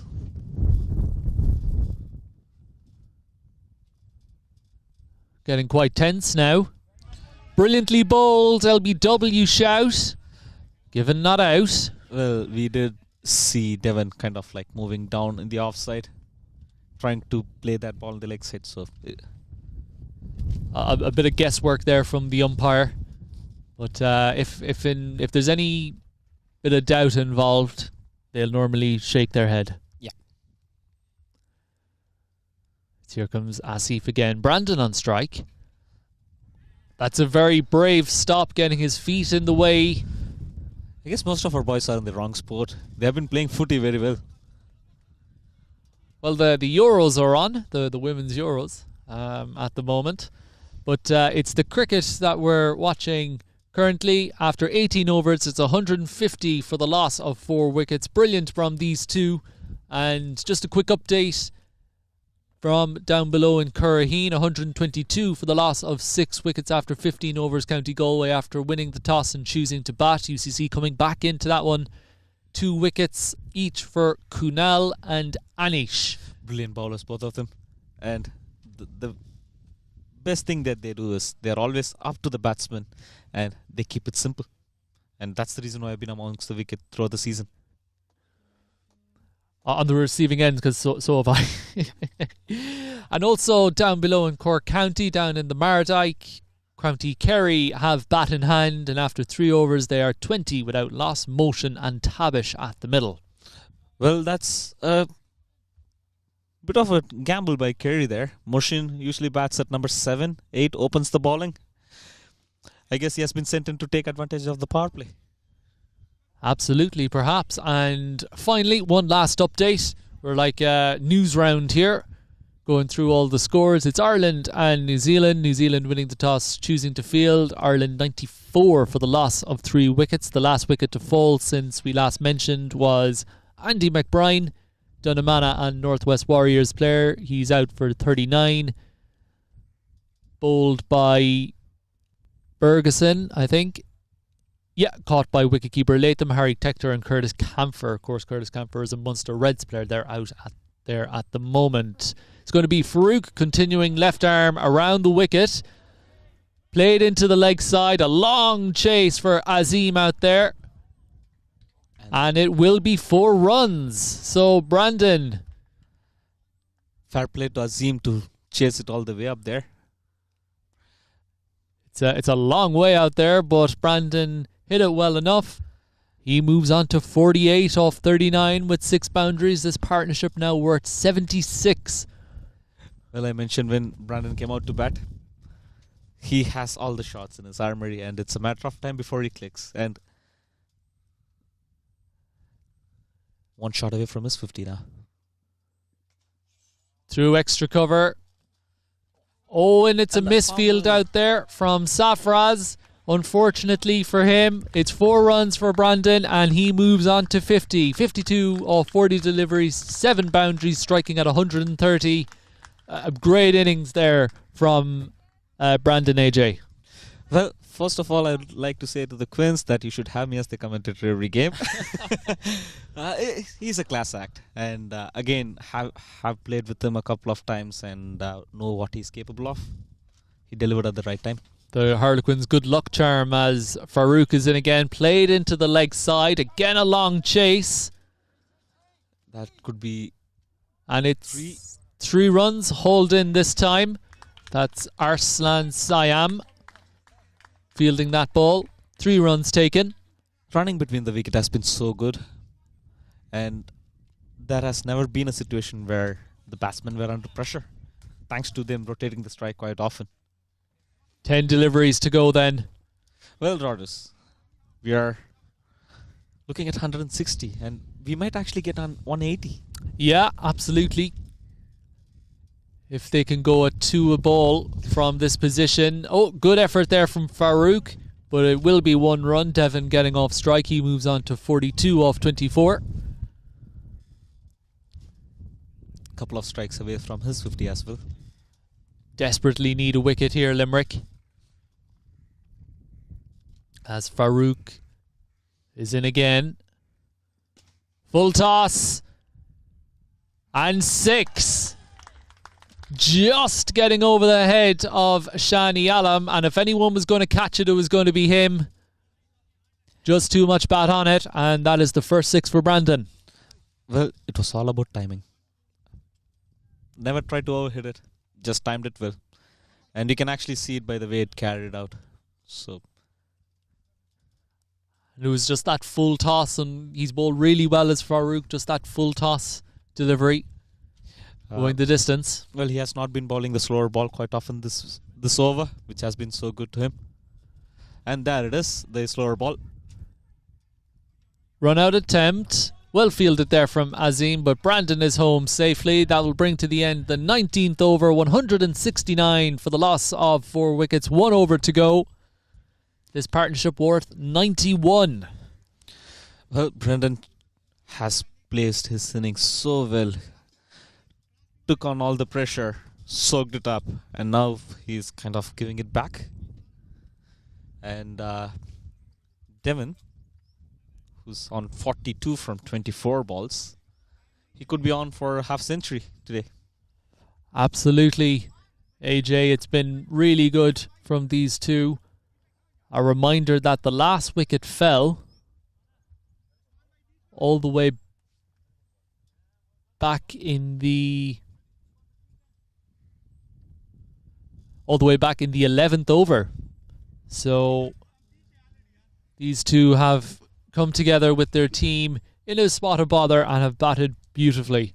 It's going to be Asif then to bowl the last over. Swing and a miss outside the off stump for a dot ball. I presume it was Mubin who was the last batsman to be out. Yeah, that's correct. Bowled by Usman, I believe. Oh, sorry. It was not Mubin. It was Matt. Matt, yeah. That was such a long time ago. Yeah. We can't remember. Azim is in again. Slower delivery. And that slower delivery has worked well for Farouk at the city end of the ground. And now for Asif from the clubhouse end. 4 deliveries to go then. Devon on strike. You can't set yourself to hit those balls. You have to be extremely clear. And you have to see the hand of the bowler to pick it up. In the air, a chance. And taken. Simple catch there from Asif brings to an end a brilliant innings from Devon Joyce. 42 off 24. 5 fours, 2 sixes, striking at 175. Brilliant innings from him. He has to go 5 wickets down. Well, again, the slower ball doing the trick there. But nonetheless, that was an amazing inning from Devon.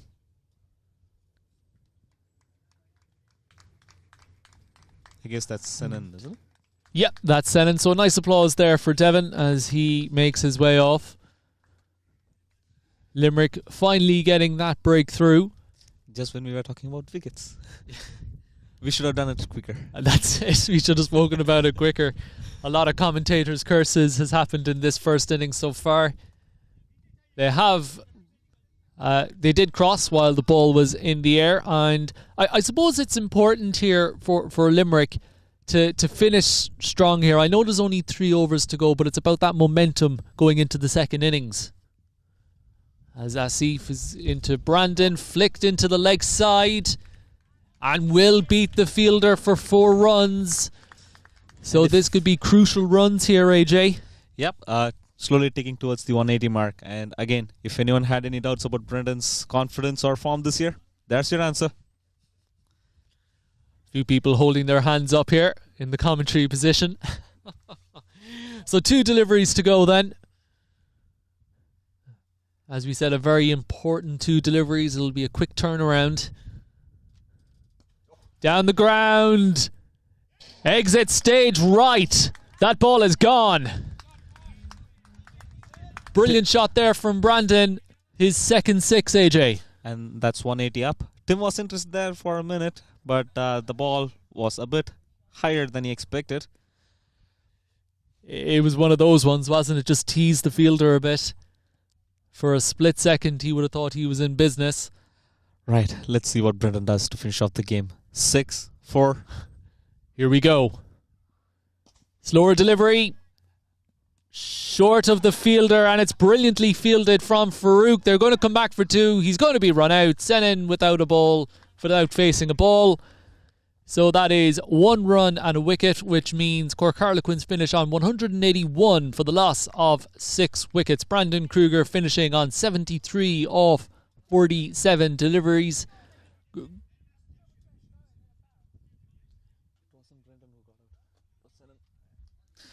For a minute, I thought the ball was actually going to carry straight to Farouk.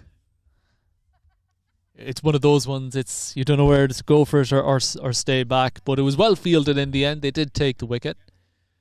And that is the end of the innings. So before we take a quick break, AJ, how do you assess 181 for the loss of 6 wickets batting first? Well, as I emphasized, fielding was the major contributor. We could have looked at 160 or 150 if the fielding had been great.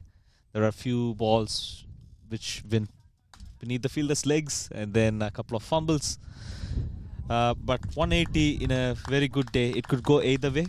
But the platform is set thanks to Brendan's amazing innings and good support from Devon and Matt Brewster. So let's see how the batsmen get on. Absolutely. Very quickly. So we're just going to go through it extremely quickly. Shivam Kisley, 6 of 9 deliveries. Matt Brewster, the captain, 45 of 36. Ryan Joyce, first ball duck. Mubin Ali, 1 of 4. Brandon Kruger, not out, 74 of 48. Devon Joyce, 42 of 25. Senan Jones, run out without facing a ball. And to take you through the bowling figures, AJ, I'll let you do the honours. Well, pick of the bowlers, definitely Usman. 4 overs, 3 wickets for 17 runs. Asif Saab, 3 overs, 1 wicket, 36 runs. Farouk, 4 overs, 41 runs, no wickets. Shani, 1 over, 12 runs, which was a bit expensive at that time. Asif Hussain, again, 1 over, 10 runs. Farman, 4 overs for 37 runs. And Sarfraz, 3 overs, 27. The huge difference is you can actually see how many dot balls Farman Usman has bowled. He bowled 24 balls out of that 13 balls or dots. Just shows how good he was at the start. Absolutely. Thank you very much, AJ, for joining us. I believe you'll be joining us again in the second innings. Yep. Let's go for a small break and we'll meet you back. Perfect. So when we come back, Limerick Cricket Club will be chasing 182 for victory here in this MCU Premier Division T20 match. Join us for the conclusion of this match in 10 minutes.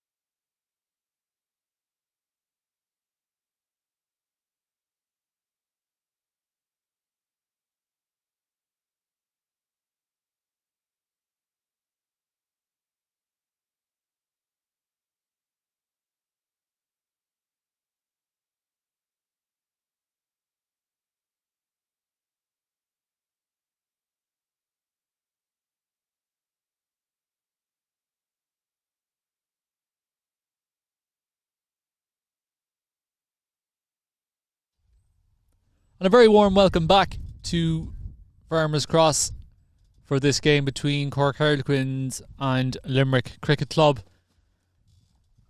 Cork Harlequins batting first scored 181 for the loss of 6 wickets, meaning Limerick to win this MCU Premier Division T20 match will need 182. So it looks like Senan Jones is going to open the bowling from the city end of the ground. Limerick Cricket Club have a big task to chase down this total, and I'm delighted to say that AJ is going to join me. Hello, AJ. Oh, here it is. We have Arslan Sayem on strike and Azim in the non-strikers end. So Arslan Sayem has been playing well this season. Couple of runs under his belt already. Well, he started off in Division 2, made 134, 91 not out, 60, starred, went into Division 1, made a century in a T20 game of 66 balls against Blasters, and then he was picked in the first team, made a 67 in the last T20. And here he is, facing up to Senan Jones, left arm over the wicket to the right-hand bat, played into the offside, and off the mark straight away.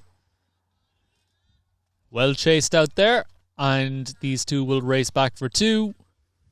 Limerick off the mark. Yeah, that's a good start to begin with, and again, Arslan Sayem on his day can be as destructive as possible. And the way that he carries him is so good. He's so calm, and when he hits big.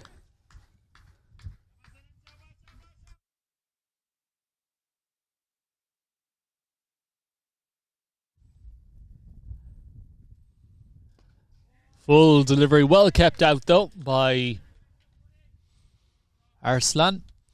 Yeah, that's a good strategy. It's like Usman was kind of short of a length, and here we see Senan bowling full balls on the stumps. You hiss, you hit, you miss, and I hit. That's it. Absolutely. I see a car going past with a load of kayaks on the roof. So hopefully you at home are going to delay that trip to the beach to see the conclusion of this match. Yeah, it could be an interesting one. So lots of encouragement out there for the bowler, Senan Jones. Cork Harlequins opting to go with the slip and kind of a fly slip position, as that's blocked into the offside for no run. Senan has been so consistent, isn't he? Absolutely. He's been bowling very well this season in both formats, in limited over and T20 formats. So... And of course, a big prize for winning this competition, a chance at playing a Leinster team, as that's a dot ball outside the off stump. Yeah, both teams looking forward to that huge prize of playing the All-Ireland T20s. And the winner takes all. Absolutely. Of course, Cork Harlequins are the current holders, but as we know with T20, it can seesaw from one team to the next, as the final delivery in this over well pulled away, but there's a man back at deep square leg. He had all the time to play that shot and picks up the fielder perfectly. Arslan will keep strike. 1 over done. 3 for the loss of no wickets.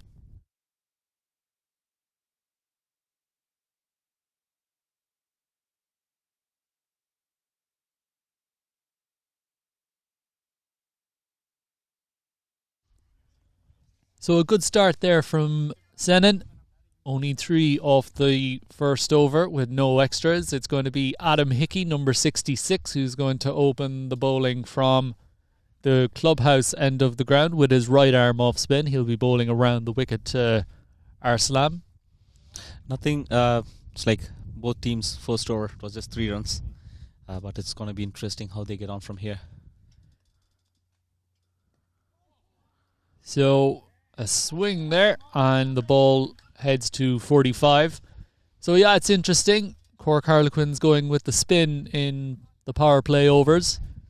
Adam is a very clever bowler, and I've been in the receiving end more often than not from him. An appeal down the leg side. And not out given. I think it might have clipped the pad on the way through. There was definitely a noise there, but not crisp enough to being the bat. Good take from the wicketkeeper down leg side. That's Shivam, who's taking the gloves today for Cork Harlequins. And that's a nice looking shot from Arslan. That ball racing across the turf, and it will go for 4. Good looking shot. First boundary of the innings. It goes to Arslan Siam. And again, shows how important timing is. And you are getting full value for your shots. Play risk free. Have a kind of like good basement set for the other players to come in and hit. Yeah, absolutely. I think just going back to, you said you were on the receiving end of a couple of dismissals from Adam. Well, so was I, except in the nets. I wouldn't want to admit that though, but if I'm being honest. Well, glad I'm not getting it every week. That's a dot ball outside the off stump. So Adam, quite common for him to go around the wicket. As he's in again. And that's the first Up 6. and over the top, onto the roof. 6 runs. Arslan Siam opens his shoulders and deposits that ball for 6. Yep, the lads on top of the roof have some work to do. And this is what he has been very consistent at. When it's in his reach, he's going to hit. And he's a strong lad. If he hits it, it stays hit. Absolutely. Even looking from here, he's kind of built like a boxer or a rugby player, perhaps. Great shot from him. I've seen both of his centuries this season. I was umpiring one of the games for Division 2 and I was captaining the Division 1 game where he made the other T100. He looks so good. And he hits it as clean as anyone could hit it. 2 overs done then. Limerick 13 without loss. Again, that's mirroring the first inning. First over going for 3 and the second over going for 10. It's so should be it's an identical match so far. It's very interesting to see how it turns out. Elsewhere, down below in Curraheen, down the road, County Galway have finished up on 154 for the loss of 9 wickets. And down below in the Mardyke, County Kerry are 58 for 1 of 10 overs, going at a run rate of 5.8 per over. Looking at the stats there, Harbinder saying 3 overs for 10 runs in a T20. That's a good stat, isn't it? Very good economy for Cork County there as Senan to continue. And eventually Azim gets to face his first delivery of the innings. It's a dot ball outside the off stump. Yep, so characteristic of him. If it's outside of the stumps, he's going to watch a few balls before he's going to commit to hit something. That iconic open stance there from Azim. It works only for him.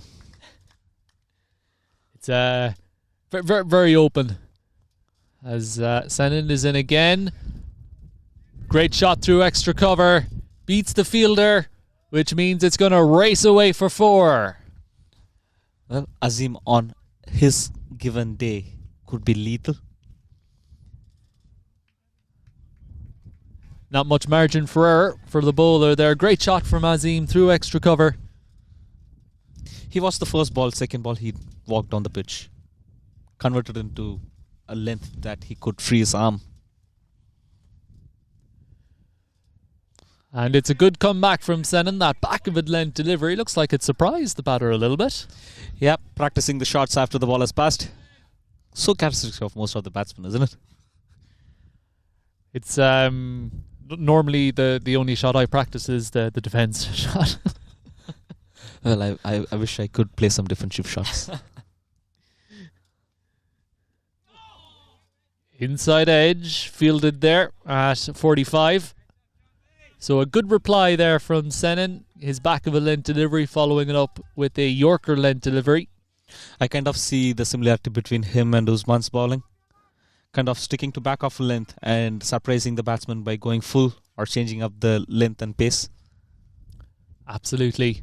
Two very skillful bowlers again. He goes short. And for a dot ball, I don't think the batter was expecting that either. And that's the one for the over. So, is Azim going to step down or is he going to hang back? We shall soon see. Full again. Blocked to mid-off. That brings the end of the third over. 17 without loss, Limerick. 2 overs for 7 runs. Senan is actually doing a really good job here. And mind you, that figures is after being hit for a boundary. Absolutely. So plenty of dots in there for Senan. It should be a great game, this. Two very evenly matched teams. A good score on the board for Cork Harlequins.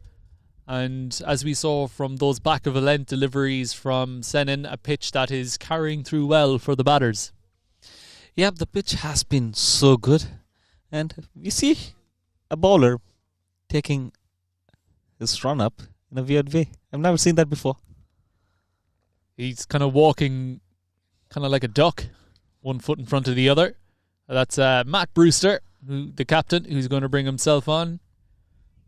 He's seen enough of spin, and he's going to bring himself on from this clubhouse end.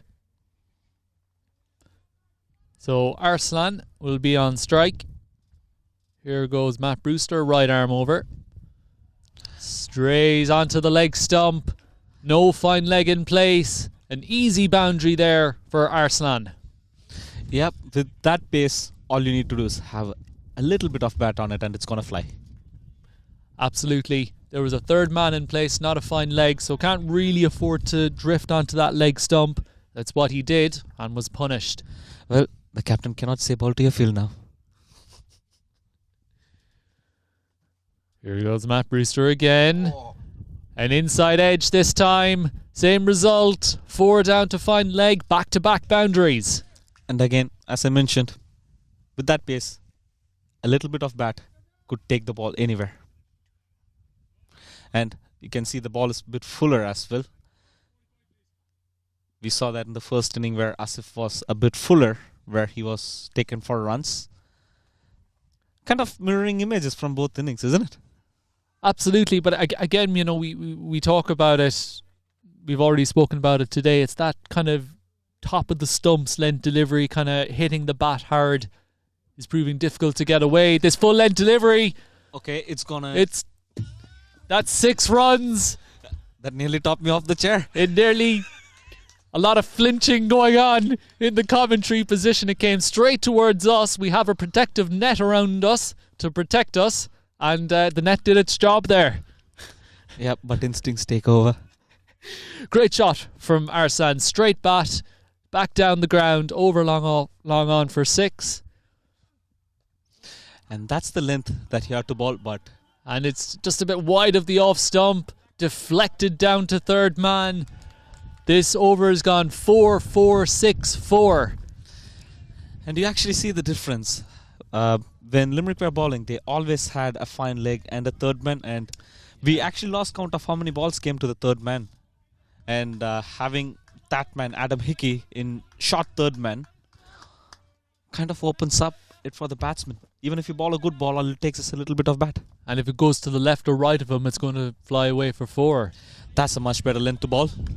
And not too much room to work with. So that's a dot ball there. Well, just to give you an update, Ashlan Siam has flied to 31 from 17 balls, including 4 fours and 2 sixes. He's flying along, isn't he? Really good batting. Yeah.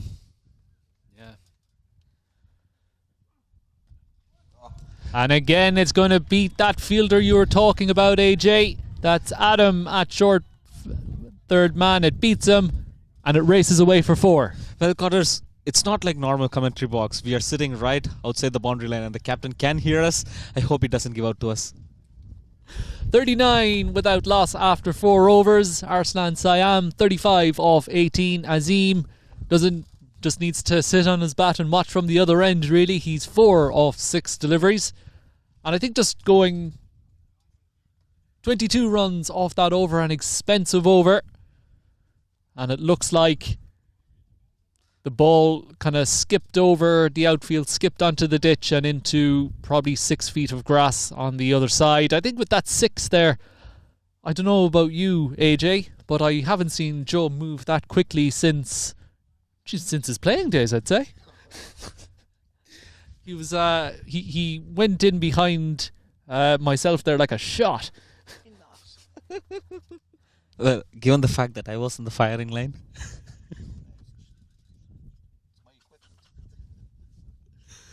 That 6 came right in front of us here. This protective net is around us. But, yeah, I didn't know Joe could move that quick. Well, that's the first. And just to give you a heads up, it's 6 fours and 2 sixes already from 4 overs of the Limerick batting innings. Quite a huge contrast, isn't it? Yeah, absolutely. Limerick have gotten out of the traps much quicker than Cork Harlequins. The current run rate is 9.7, nearly 10 runs and over. So a really good start from Limerick. Sinan is kind of sticking to the same plan that Usman had, and he has been economical. And looking for the quick single. Well fielded there from Brandon.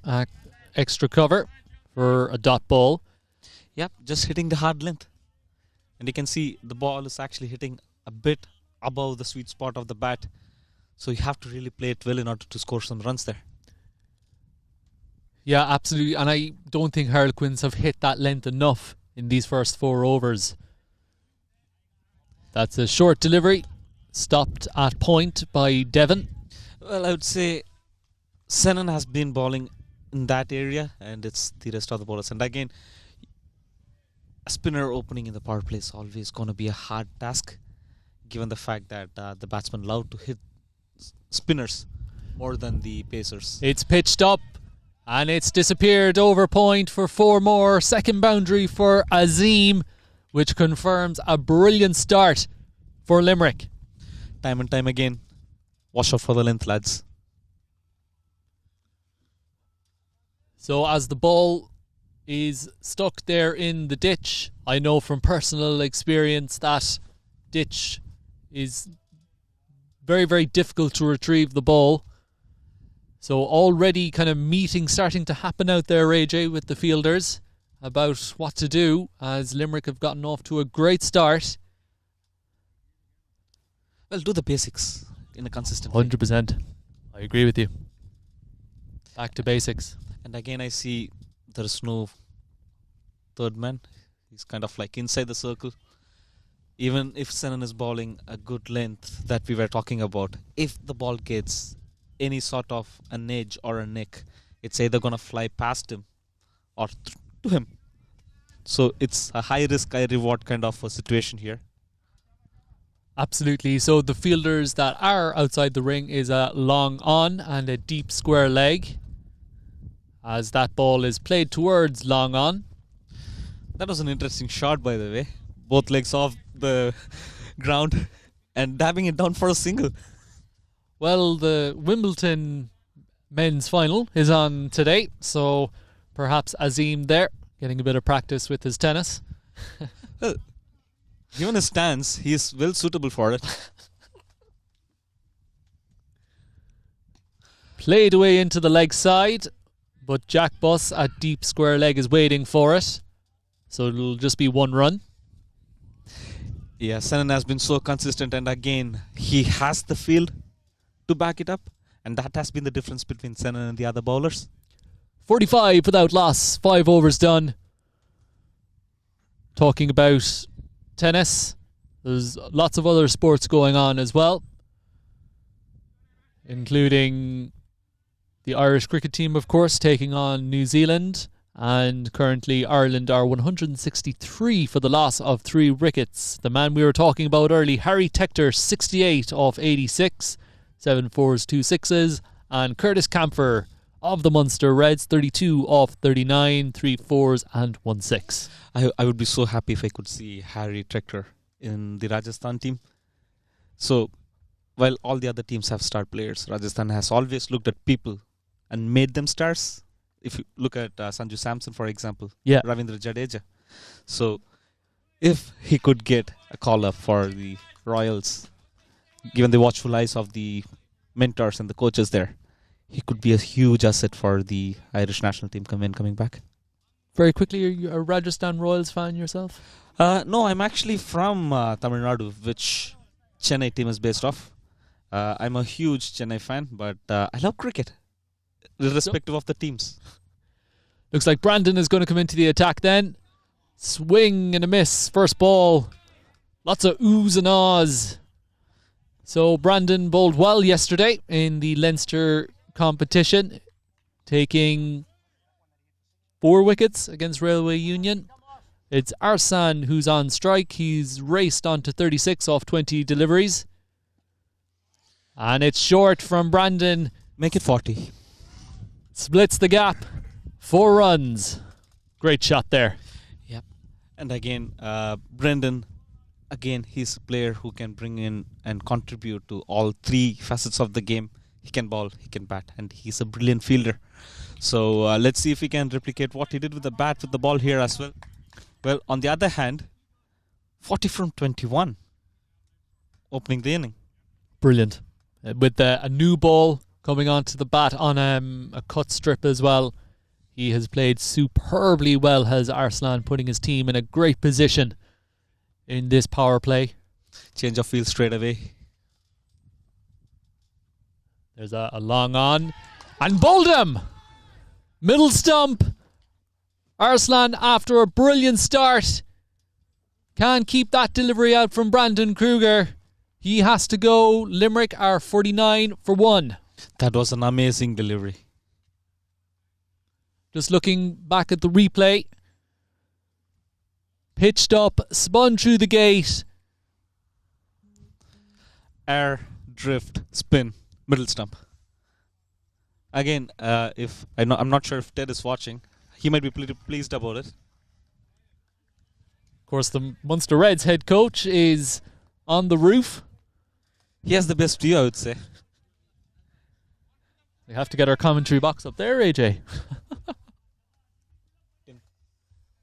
So it looks like Tim then. We had him on the podcast, the Club Sportscast podcast recently. He's going to bat number 3 for Limerick. And again, he has been one of the most consistent batters this year. And the century that he made against Krieger was so good.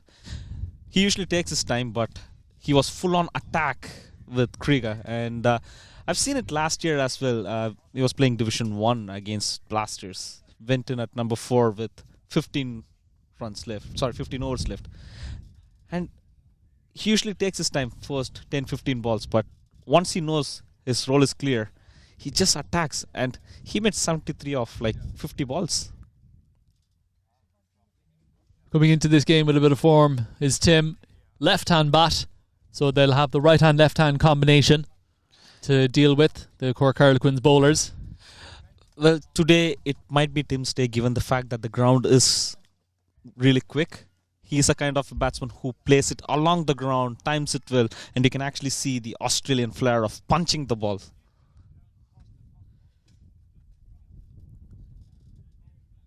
Australian batters like to hit the ball along the ground. They like to time it well.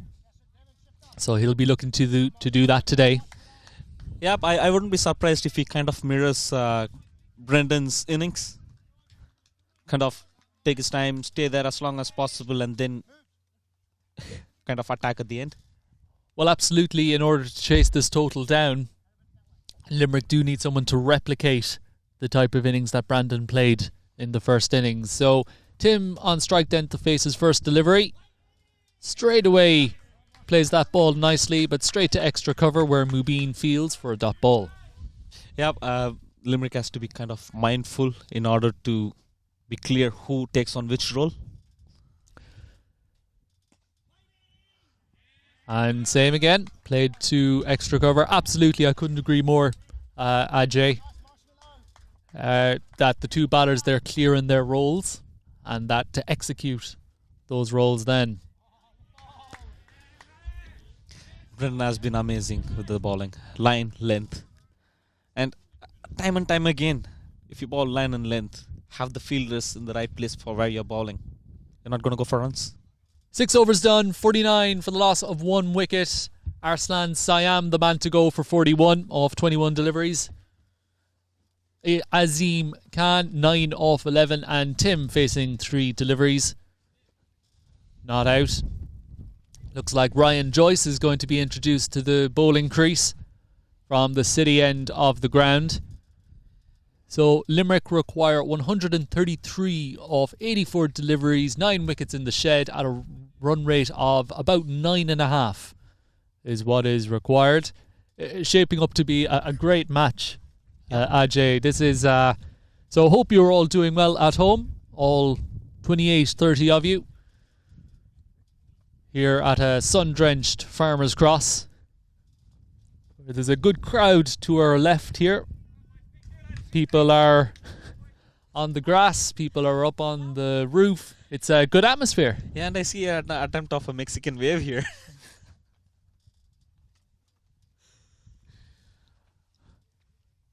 Some good spirited fans trying to do that Mexican wave. So we are out of the power play, which allows the Harlequins to have 5 fielders out, and we can see straight away they have 5 fielders out, taking no chances.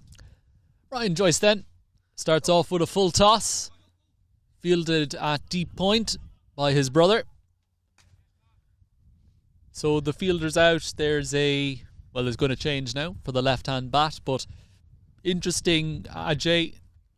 Harlequins are going defensive straight away once they got the opportunity to do so. Limerick had a brilliant start, and it makes sense they are defending here. So it's not like you're so defensive at the start of the innings, but when you're defending, you know it's a high-scoring game, and there's no problem in being defensive. Cut down the boundaries. They have to go over the top after that. Absolutely, a very good description there, as that's pulled down the ground from Tim for 1 run. Yeah, a very good description there, Ajay, if someone has never seen cricket before, as to why the field would spread out like this. It's because that Harlequins have a score on the board and they're trying to prevent Limerick from getting those runs, therefore trying to protect the boundary. Yeah, exactly. That's over in the air. Fielder settles underneath it and takes it on the second attempt. Matthew Brewster with the catch. Azim has to go, and that's 2 wickets down now for Limerick. Well, that's the huge contrast between the first innings. When the wickets failed, the new batsman came in and didn't take much time. Whereas here, after Arslan left, both the batsmen took a bit of time. There was not enough boundary balls or quick scoring. And Azim Khan, unfortunately, decided to go in the air rather than go in the ground or kind of find the gap. And again, it's a T20, high risk, high reward. Well, that's the thing with a T20, the difference between a T20 and a limited overs game, where even a period of 3 dot balls can build pressure, whereas in a limited overs game it has to be a period of 3-4 overs. So, well, 3 balls makes a huge difference in T20s. Yeah. And again, as I mentioned, that actually explains from the wicket you can actually see why Quins actually went for a spread out field. If they were still kind of attacking with the fielder inside the 30-yard circle, that would have been an easy 4. Absolutely, and it's also for the young captains out there who is tuning in, the reason why you spread the field when you're defending a score. So, Sarfaraz Rame is the new batsman. He's on the non-strikers end because the batsman crossed when the catch was being taken. So, Tim on strike. So Ryan then with the breakthrough for his team. Right arm over the wicket, medium pace with the keeper up to the stumps. Sliding down the leg side. We'll wait for the umpire's decision. And it's run. Oh, leg bias. So flick the pad on the way through. A welcome boundary for Limerick. Yeah, again, having the fine leg inside the circle, bowling down the leg side with the keeper up to the stumps. It's always going to be an issue. And from the sound it made, it was very clear that it hit the thigh pad rather than the bat. Yeah, asking for trouble really with fine leg in the ring as that's played into the offside. That's typical of Tim, playing it along the ground. And he actually loves it when the outfield is quick. And the longer he stays, it's the same as when I was saying for Brendan. The longer he stays, the deadlier he gets. Absolutely. Definitely has definitely the same caliber batsman to try and take on that role that Brandon did. Yeah, and again, he's a left-hander. Not quite sure why is it, but most of the bowlers, they tend to stay in line when a left-hander is batting. It's interesting here in Cork Harlequins. My recollection is that there's only one left-hander in the club, as that will slide down the leg side. Well, again, coming back to the same point, having fine leg inside the circle, bowling to the stumps, is never a good idea. And again, batsman of Sarfraz's caliber is not going to miss that. Good shot from him for first ball. After 7 overs, Limerick are 60 for the loss of 2 wickets, and that left-hand, right-hand combination making it more difficult for the bowlers for their line, and 2 leg side deliveries disappearing for 4. Yeah, exactly. It's like if you're bowling fourth stump for a right-hander, it's kind of a wide delivery for a left-hander. Yeah. And again, at this level, that's not an excuse, but deep down, it's muscle memory. I think at this level, bowlers must be able to adjust to the best they can. Yeah, again, coming back to it, it's like if you're a medium pacer who's staying in line, there's no excuse. But if you're a spinner, if the ball does grip a bit, turns, that you can get away with. And again, there's a difference between playing in astral wicket and a turf grass wicket. But it'll be interesting to see how Brendan gets on with the second over. Bowling to Tim, who's down the track, plays straight to extra cover. That's Kieran there, number 75, who fields that ball. Yep, 4 balls bowled by Brendan to Tim. All 4 balls ended up in the same area.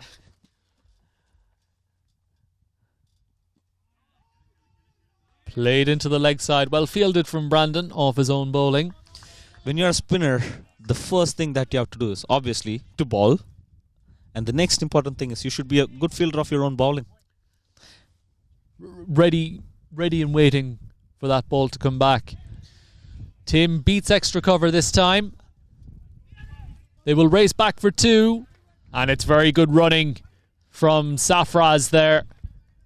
Noticing that there was a fumble in the outfield, calling his partner through and making it home safely. Yeah, small fumble by Adam, and that was an invitation for the Limerick batsmen. And again, Tim and Sarfraz, they have batted a long time together. Really, yeah. So they know that they can trust each other, put their head down and run. Very good running from these two. That'll be important come the end of the game. As that's played into the leg side, they're going to come back for 2 again. And another fumble in the field. Aggressive running from these two. Just coming back from the point that I made in the first inning. Run the first one hard. Put the fielder under pressure. And it opens up for the second run. And 2 out of 2 balls have done that. Absolutely.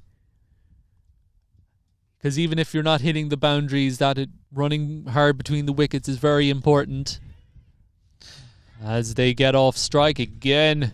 Nearly 3 fumbles and 3 deliveries has yielded 5 runs for Limerick. Yep. See, it'll 5 runs from 3 balls without a boundary.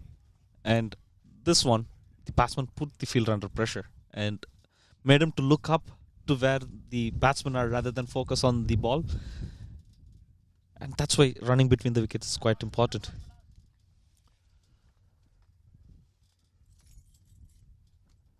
That brings Safraz on strike, who politely blocks that ball back to the fielder. That's the end of the over. 8 overs done. 65 for the loss of 2 wickets. Limerick require another 117 of 72 deliveries at a run rate of 9.75. Given the fact that I've played a long time with Sarfaraz, I know what kind of a taskmaster he is. So it's like you can actually see the difference between Tim's calling when Azim was there and Sarfaraz is there. He makes himself very clear. I need loud calls. And again, he does back up what he says. If you say yes, he's going to put his head down and run. Yeah. And again, he's in charge of our youth section. He's the youth coordinator. And seeing him doing the basics really well is kind of like a push to the other players as well as the youths to do the basics really well. Well, I guess if you set the example, people will follow. Yeah, exactly. Not it's like I've had the pleasure of playing with him quite a bit. And again, he has been always there whenever I needed him. And he just... his motto is kind of like, keep it simple, don't overthink it. And you have been training hard enough to do this, so there's no point in overthinking it. Esmatullah, who we will call Esmat for the rest of the innings, is going to come into the attack. He'll be bowling right arm over the wicket. For Cork Harlequins, he's bowling from the city end of the ground. Tim is waiting at the striker's end. So the middle overs here. Very important phase of the game. That's well called by Sarfaraz. The fielding done there at short. Kind of a backward point position. That was so good by Sarfaraz there. And again, Tim playing it with soft hands. This is the difference. If it's a bad ball, put it to the boundary. If it's not, play with soft hands. Rotate the strike. Absolutely, it's trying to get off strike for those good deliveries. And a run-out attempt. Looked like the batter was home safely. Yeah, again, gives the importance of calling so hard. I guess people who are watching this could have heard Tim call no quite aggressively. You can sure hear him from where we are anyway. As Esmat is in again. And a Yorker length delivery from him. Always a very important delivery in a bowler's armoury in T20 cricket is that Yorker length delivery. Yeah, and it actually didn't race above when it was on its way to the keeper. Well done by Shivam to stop that. Very important game, this one. Both teams have won their first match and they'll be looking to make it 2 out of 2. That's well played there from Sarfaraz. Ryan comes round quickly to cut it off, but can't prevent the 2. That was the difference. Every single ball that came down to the third man was single in the Queen's innings, whereas it's 2. Yep, it was wide, but again, the batsmen were running the first one really hard, which actually puts the fielder under pressure. Ajay was replying to our broadcast director, Joe Mahoney there. He wasn't talking to himself. Esmat, former Kerry player, as that's played into the offside for 1 run, kind of chops down on it. There's Sarfaraz. He has a very good action to him, isn't it, Ishmat? Yeah, so good rhythm Yep. with his run up. As I said, formerly played with Kerry, made the switch to Cork. Yep, I remember playing with him last year, against him last year. And again, keeps it very simple. It's like, as much as he's quick, I don't see him trying to bowl those very quick balls or kind of get extravagant swing straight away. Finds his length and line in the first over and then goes for his experiments. 9 overs done, 70 for the loss of 2 wickets. Limerick in pursuit of 182 to win this game. They require another 112 of 66 deliveries. 8 wickets in the shed. Looks like Brandon is going to continue from this clubhouse end. 2 overs, 9 runs, 1 wicket. So Brandon is doing what is expected of him from the captain, or even exceeding what is expected of him from the captain. But again, shows how important role he is playing in this team, both with the bat and the ball. And you would have seen him in the outfield as well. And the way he's bowling, line and length, making the batsman play every single every single ball. He's always in the game. Top of the table clash here between Limerick and Quins. Of course, elsewhere, we've been keeping you up to date with County Galway versus UCC, and UCC are in a spot of bother, chasing 155 or 38 for the loss of 5 wickets, as that's a wide down leg side from Brandon, well taken from Shivam. 4 wickets for Jayesh. He was so unfortunate. I was umpiring the game between Kerry and Galway, and I called him out for a front foot, no ball, and the ball went on to hit the middle stump of the opening batsman. Like Glenn McGrath in that 2005 Ashes series, as that's a great shot from Tim. It'll race away to the extra cover boundary for 4. It's bread and butter for him. That was a magnificent shot. He's hit that fielder a couple of times, but he beat him on this occasion, and it's a glorious extra cover drive from Tim. Yeah, again, suits his game really well. It's like the first few balls, he checked his drive, and then now he was actually kind of trying to attack him, and you can see the result from it. Down the ground this time. Straight to the fielder, though. So that is down below in Curraheen, where UCC are in a spot of bother versus County Galway, and down below in the Mardyke, down by the River Lee, right down by the water table, County Kerry 109 for the loss of 4 wickets, batting first, 17.4 overs gone in that one. So, well, actually 100 just updated there while I was speaking, 110 for the loss of 4 wickets, 18 overs gone. That's up, and it's gone for 6. Safraz. Well, kids, that's your coach teaching you how to do it. How to hit big. That was a wonderful shot.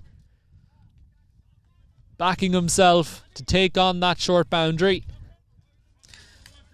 and got enough bat on it, and it sailed over our left shoulders for 6. Yeah, you can expect more of them, and again, given the fact that the straight boundaries are shorter than the square ones, and the ball is balling a bit fuller, it's gonna be coming down to us quite often. Down the ground, straight to the fielder this time. That's Ryan there, fielding at long on. Well, this is why you don't drink Fanta during the live stream. Your brain freeze kind of stops the sentence mid-sentence. It's not giving me the kick that I need. That'll bring Tim back on strike. Again through extra cover. Finds the fielder this time. And that will bring... No, one more delivery to go. This has been a quite productive over for the Limerick side. Absolutely. 12 off. 13 off it so far. And 1 ball to go.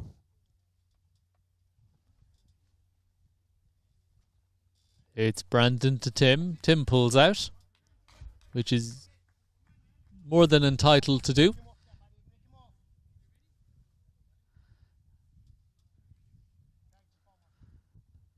The zingers are flying here in the commentary position. Word of encouragement from the fielders.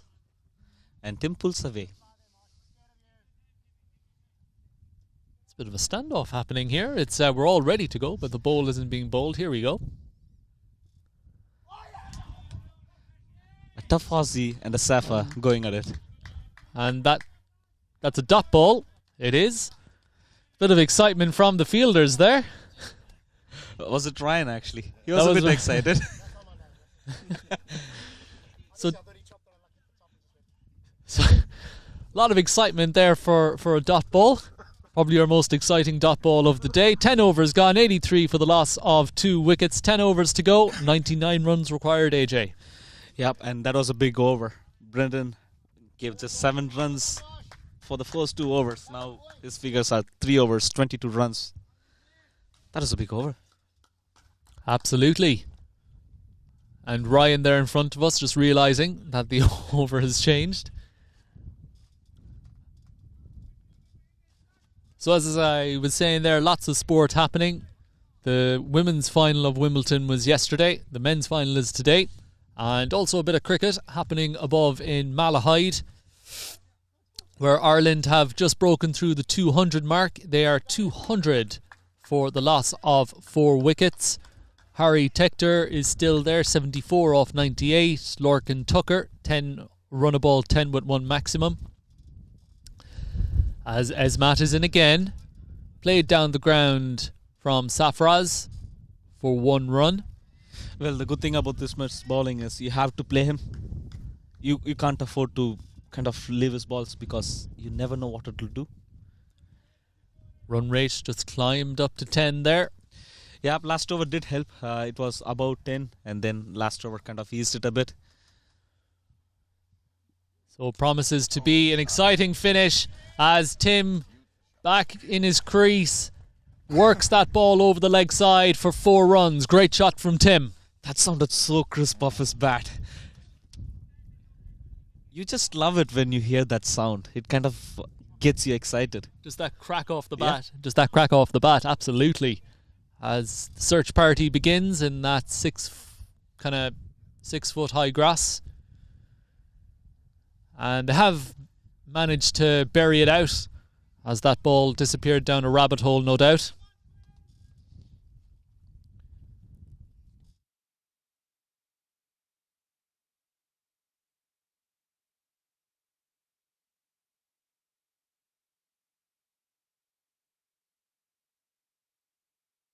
Lovely shot there from Tim.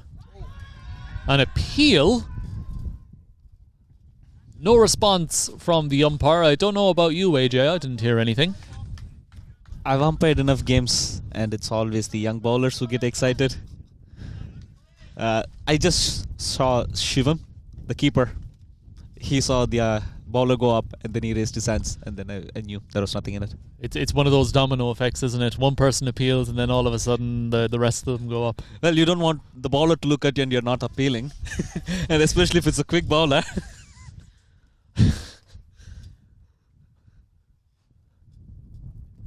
And that's very well bowled from Esmat. A Yorker length delivery, but well kept out from Tim. Absolutely, you want to keep your fast bowlers as your friends in the changing room, because you don't want that bumper coming in at nets. Yep, true. And this is why I don't bat in the nets. Well, coming back to that delivery, Ishmat, lovely ball. It's so good to have that ball under control. Pulled away. Crunch of the bat. Great shot from Tim. A back of a length delivery, and Tim just about managed to latch onto it. There's no one back on the leg side over there. And that's 4 runs, Ajay. Yeah, it just shows how quick he's picking up length of the bowler's hand rather than seeing what's happening on the pitch. And he gets into position really well just by seeing that. And that actually makes a huge difference. It gives you that extra 1/10 of a second to make your decision. 9 from this over, 1 delivery to go, an important delivery. Run rate at 9, and the lads have already made 9. So this is good batting from Limerick. Down the ground. Oh, well, a bit of a fumble there allows Safraz to get back. A wave of the hands for the 2 Limerick batsmen to apologise to each other. 11 overs gone, 9 to go, 92 for the loss of 2 wickets. 90 required off the last 9 overs. Slip from the batsman, slip from the fielder. And again, it's like another ongoing joke with Limerick is Sarfraz, in a way, it's a way to get out. Oh, he creates his own way of getting out. Yeah. I guess he has taken up the challenge of kind of showing to the kids what are the different ways that he can get out in. I suppose if you know so many ways of getting out, it's good. That's good to know, because then you can tell the up and coming cricketers how not to do that. Yeah, talking about that, I think we should have live streamed most of those games so that we can have a compilation to the kids saying, kids, don't do these. A very entertaining montage, I'd say that would be. Yeah. Well, I'm not sure if Sarfraz would be mostly featured in that or me, but it's going to be entertaining nonetheless. Play the starring role. Yeah. Adam then to return. He's bowled 1 over up top. And he will return from this clubhouse end. It will be Safraz on strike. Brilliant batting from these two. This partnership is worth 41 now. As Adam Hickey is in again. That's short. Finds the fielder. There, Safraz. Well, a risky ploy there. Had that been right or left of the fielder, it would have disappeared for 4. Yeah, I'm just curious. The third man and the fine leg are inside the circle. Adam has very less margin of error there. That's very well kept from Shivam. That's a wide ball outside those red lines there. Those red lines, I'm reliably informed, are nice and straight, as in they match both ends.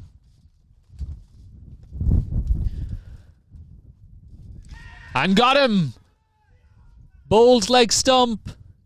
Adam with the breakthrough. Safraz is the man to go. And a big breakthrough there for Cork Harlequins. And that's why, kids, you don't play across for a ball which is full. Let's have a look at this again. Yeah, just unfortunate there from Safraz. Was aiming to go kind of where we are here at a wide, long on position. And that will bring to the crease Farman, the skipper, he made a brilliant 45 last game, and he was the reason why we won. It's like Ashlan Saim gave a very good start, and then Farman went about his usual business, and he hit a 6, which actually travelled to half of the hurling pitch down in Adair. No way. Wow. That was the biggest 6 that I've ever seen. So, Farman then, the skipper, is going to join Tim out there. And while they're selecting the correct equipment, Ajay, it's just tell us, now that you have the audience, here 31 devices, I hope more people listening in, the facilities that you have at Adair for Limerick Cricket Club. So it's so where are you located and what facilities do you have? Yeah, we have been always located in Adair, in Manor Fields in Adair, which is about like 15 minutes drive from Limerick City. Oh, okay. And it's a shared accommodation. It's like we have football pitches, hurling, GA, and cricket. So on Saturday and Sunday and 1 week during the week, we do have the ground for ourselves where we play the games and we practice there as well. And we do have a small indoor facility within the city just for off-season. We do have all the equipments that we could have, like electronic scoreboards, side screens, and all these stuff. And we are actually planning to move the... Oh, that's gone. First ball. Farman pushes that ball to extra cover. Matt Brewster takes the catch. And that's another big breakthrough. 2-2 now. Adam Hickey is on a hat-trick. I'm going to lie, that's a huge wicket. Could be changing the game on its head now. Well, that was unfortunate. Just pushing that ball, really, if it went left or right of the fielder, he would have gotten runs. Well, I would say Farman played that a bit early. Yeah.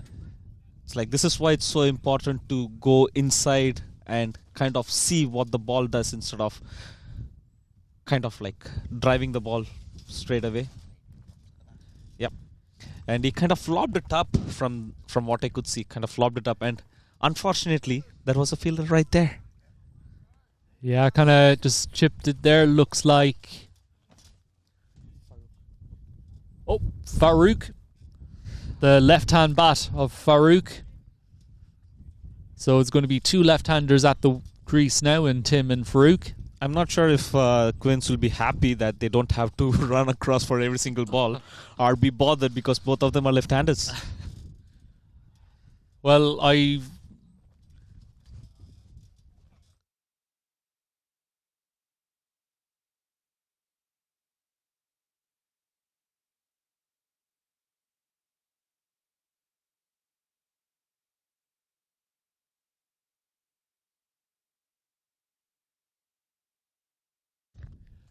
So it will be Farouk then to join Tim out there in the middle as a bit of wind blows through. And just a quick update from down in Curraheen. Galway versus UCC. Things have gone from bad to worse for UCC. They're now 50 for the loss of 8 wickets. 1 over into the 10th over. 1 ball into the 10th over as Farouk gets off strike, pushing that ball into the leg side. And the most important thing here for Limerick, AJ, is that Tim is still out there. Yep, I hope Farouk plays the same kind of innings that Ryan or Devon. Devon. And give most of the strike to Tim. And interestingly, I heard an appeal from sweeper cover. That's quite optimistic, I think. Yep, again. And that's a dot ball. Yeah, I think that's more associated, the appeal from extra cover, the extra cover boundary. That's been more associated with Division 3 or 4 cricket, isn't it? Well, I've umpired in all divisions, and once I heard an appeal from a guy in Fine Lake. That's a full toss. That's going. And it's 6. So a full toss on the leg stump, and Tim has deposited that ball for 6. 100 up, and it's a no ball. So I think that was a no ball for height. Yep, seems that way from the signal of the umpire, and Adam really crossed with himself from the looks of it. And again, this shows it's very minimal, the margin of error. It's one of the biggest hits on the ground out there to that square boundary. A wonderful shot, though, from Tim. It was a full toss, but you still have to put them away. And that ball flew off the middle of Tim's bat. His first 6. He moves on to 28 off 24. A free hit. And that's a 6 again. And that's up on the roof. Great shot from Tim. His second 6 in the over, and that's the end of the over. 12 done, 107 for the loss of 4 wickets. AJ. Yep, that actually went very close to Ted Williamson. Maybe he's kind of showing, Ted, I'm here. Well, no better way of making a statement than trying to hit the ball near him. Yep, and again, shows how good of a batsman Tim is. It's like 100%. When he wants to hit, he actually hits it. It's not like he can't hit. He takes his time, he plays it well, he plays the long game, puts a value on his wicket, which is the most important thing you have to do as a batsman. Like, it was a free hit, so he had license to try and hit that ball as hard and as long as he could, but it was a wonderful stroke. Down on one knee, great platform, good long levers, and that ball sailed out of the ground. Yeah, it's like people usually look at him, and when he plays in the ground, people say, okay, he's not going to hit big, but he knows how to hit big. He chooses not to. He puts remarkable value on his wicket. Yeah. And he knows that the longer he stays, he's going to change the game. 75 required then of 48 deliveries. Hope wherever you are joining in that you are enjoying today's action. Of course, be sure to stick around as Cork Harlequins are taking on County Galway, which will also be live streamed. As that's a dot ball outside the off stump. Matt Brewster is going to be replacing Esmat. He'll be coming around the wicket to the new batter Farouk. That's much better of a length from Matt there, hitting that hard length. And again, Farouk, who's a batsman who crouches a little bit, was caught off guard. So be sure to subscribe to the Munster Cricket Union YouTube channel, and also to subscribe to the Club Sportscast channel as Farouk plays that down to third man. A good effort, but it will beat the fielder. 4 runs. Mubin paying a bit of homage to the Limerick fielders by playing a bit of footy there. Unfortunately, couldn't stop it though. The Limerick fielders didn't either. So it shows, get your hand to the ball, not your leg. I think that's the moral of the story, isn't it? Yep. So yeah, be sure to subscribe to the channel and share it with your friends. As Farouk on strike. Played to extra cover. Good looking shot. The chase is on. And the ball will roll down the hill for 4 runs. Back-to-back boundaries for Farouk. That's a brilliant shot, actually. Hitting the ball towards extra cover when the ball is off, short of a length. He has to be watching the ball really closely. And of course the ball angling back into him as well from around the wicket. Yep, exactly. Again, shows how skillful he is, and hope he gives enough support to Tim in order to take the game deeper. 22. Now the partnership for the 5th wicket. And a good reply there from the captain. Kind of squared Farooq up, I would say. Not sure if the ball is swinging that much, but seems like it nipped away from Farooq. Absolutely. The way Farooq squared up to that delivery, as you said, would indicate that ball perhaps shaped away. 2 deliveries to go in this over then. And, well, lucky that ball for Shivam anyway didn't hit off the helmet, as that's a wide ball and they will run through for the single. So still 2 deliveries to go in this over. Yeah, it seems like the previous ball kind of nipped away from Farooq, and Matt wanted to close that gap. And bowlers tend to be a bit greedy. 100%. Sliding that ball down the leg side. A very important partnership here for Limerick. 24 in no time. Absolutely. That's short again. And a dot ball. That is an amazing line and length to bowl. And again, it's like the required run rate is kind of running up and down around the 9 run mark. Yeah, just looking at our screen here, it keeps seesawing between the current run rate and the required run rate. Just around that 9 area, still 65 required. 6 wickets in the hutch. And that's edged down to Ryan Joyce at third man for 1 run. That'll bring an end to the 13th over, 118 for the loss of 4 wickets, 64 required of 42 deliveries. This game is going down to the wire, AJ. Yep, and the good thing is the fielder got his hand to the ball rather than his feet. I think if we had a fines jar in front of us and we had to put €1 into it anytime someone used their feet, we'd have built up quite a lot of money, I'd say. Well, we would have been the richest cricket union in Ireland then.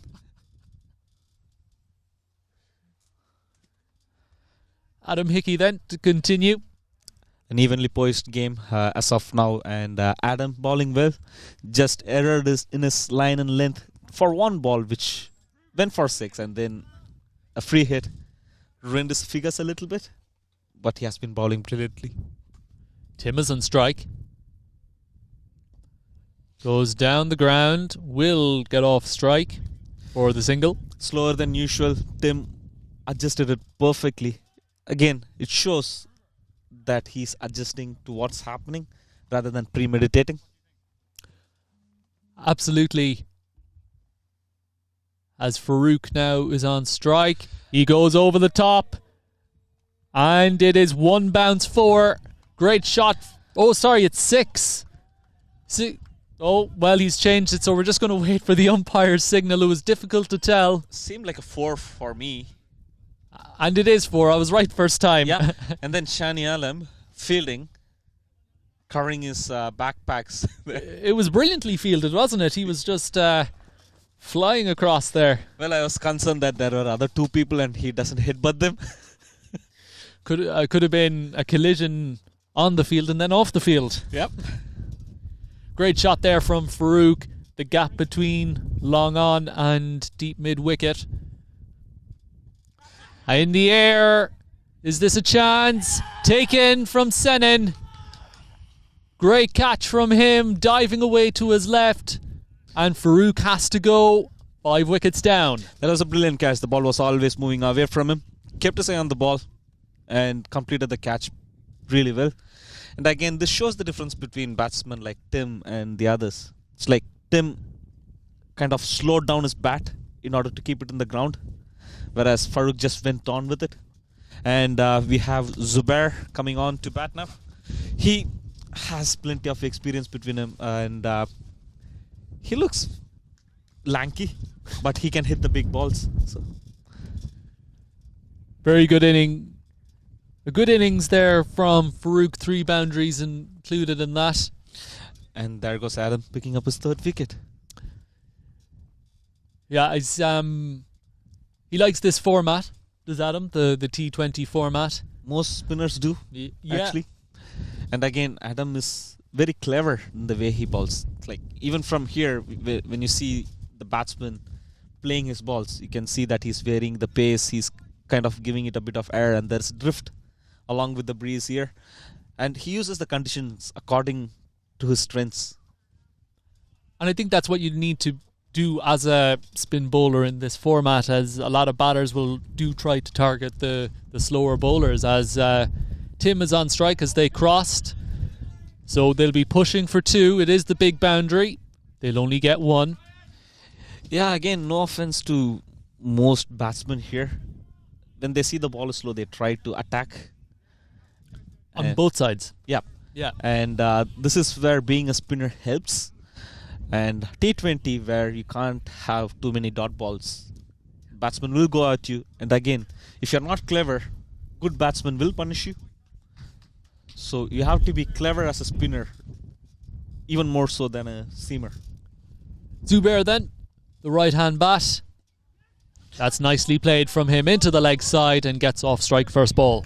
Yeah, that's all he has to do. Put Tim on the strike as much as he could. And Limerick does have a bit of batting power after them. So the longer these two play together, dig it in deep, they have every single chance of winning this game. It is going to be an extremely close finish, one would predict, as Tim is back on strike. Looking for the drive. Got an inside edge on it for a dot ball. That brings to an end the 14th over. 6 to go, 125 for 5. Yeah, I felt like that was kind of going on with the arm rather than spinning, which induced the inside edge. So it's like, again, even as a spinner, you don't have to turn every single ball. Turn one and the batsman is going to be in doubt for the rest of the 5 balls. Tim moves on to 37 off 30 deliveries, 3 4s, 2 6s. And meanwhile, elsewhere, the news of the world is back.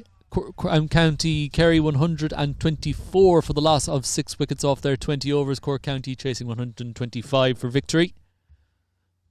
And County Galway UCC are 57 for the loss of 9 wickets, chasing 155 to win that. So County Galway in the driving seat in that game. Well, it could actually upset most of the other teams in the table because they're up for a huge win there. Absolutely, and the margin of victory is very important as well. Ireland 251 for the loss of 5 wickets. Harry Tector 113 off 114 deliveries, 14 4s, 3 6s. What an innings. Someone please give him an IPL contract. Please. Someone get him to sign on the dotted line.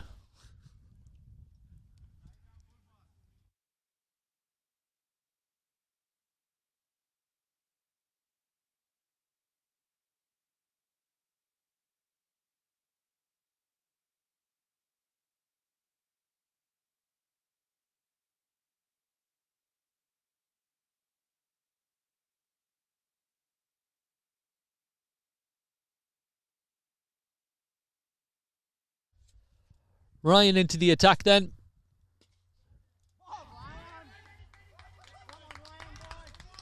And that's a dot ball there. Ryan 1 over.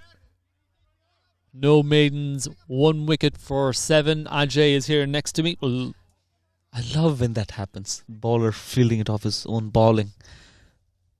There's nothing that explains how quick the reaction time has to be. And that is fired down the leg side for a wide ball. Yeah, elicited quite a response there. So Ryan already has a wicket. Well kept there by Shivam. And again, as we said earlier, left hand, right hand, it's always going to play in your mind. As a bowler, 100%. There's an inside edge there.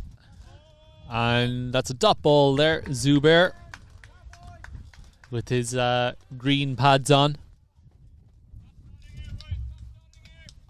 It's I quite like the navy tops and the navy trousers of Limerick. I like the simplicity of the coloured gear. Yeah, it's something that we had for the past 3 years. Yeah. And it's like we got them from Surges. Oh yeah. As Yeah, like yeah. you did. So Yeah. and again, shout out to our sponsors, Woodland Hotels, who sponsored them. And then we have a couple of new sponsors from this year.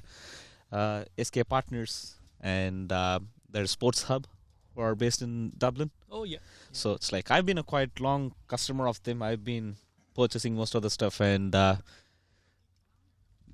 they sponsored our youth's equipments, and then our stumps kind of has their sticker on it as well. So it's like it's great to see that there are businesses out there who are sponsoring a sport like cricket, which is not huge.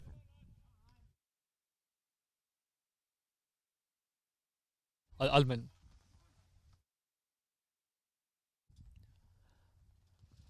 As that's a dot ball outside the off. Nope, it's a wide ball. A late call there from umpire Archie, but a wide ball outside the off stump. Yeah, Tim was reaching out for it, but it evaded him. But as you were saying there, Ajay, great to see that businesses are investing a few bob in club cricket. As that's straight down the leg side. I feel like that was bat actually. I heard a noise. And yes, it is off the bat, so that is Tim's 4th boundary. He moves on to 41. Again, as I told you, left and right hand. The length has been perfect. He's asking the batsman to try to hit him, but the line has been all over the place. Yeah, sponsors are quite encouraging for the clubs. It's like running a cricket club is not that easy, and it's like I've not been in the management of the club until the last year. This year, I took on the role as the secretary. That's edged, and it will beat the third man fielder. That's 4 more to Tim. Back-to-back boundaries for Limerick as they keep the pressure on Cork Harlequins. Dragged it down, gave Tim a bit of room, and he had a free swing out there. Kind of like a baseball swing, isn't it? Yeah, I think it is baseball season at the moment. Tennis season, cricket season. Well, given to all baseball fans here, we do pitch the ball in the ground once before it reaches the batsman. If it doesn't pitch, it becomes very easy for the batsman to hit, given the bats are broader. Last ball of the over. Good reply from Ryan after being hit for 2 fours. 15 overs done, 136. So the match scenario is that Limerick require 46 off 30 balls, 5 wickets in hand. It's neck and neck. Yeah, it is. And then Ryan has been unfortunate there, I would say. Again, he did err in his line, but the way he's bowling, line, length, and then he's kind of like always up to the batsman. It is unfortunate that he has a bit of pace to him, because if it hits any part of the bat, it's going to fly. Adam Hickey coming in for his 4th over. 3 overs, 32, 3 wickets off that. He would like to get 2 more. For that fifer, I'm sure Zubir would like to see this ball disappear out of the ground if he could. And that's a good shot, but straight to the fielder. It's going to get tight now. 46 off 29. Close-in fielding has been excellent for the Harlequins. Again, given the age of most of the players playing here, they're fit, they're athletic, and they throw themselves around the field. That was bludgeoned down the ground for 1 run. That will bring Tim back on strike. He is on 45 off 33 deliveries, 5 fours, 2 sixes for him. And has really held this innings together. Has played very, very well. Yeah, again, he has been doing this quite often. And again, he would have had Arslan Anwar along with him. And you know how much of a difference it makes when Arslan Anwar is here. Just 1 run out to the deep square fielder. That's Jack Boss out there. Yeah, I'm pretty sure Arslan Anwar will be listening in from... he's back home in Pakistan now. Oh, well, hello, Arslan.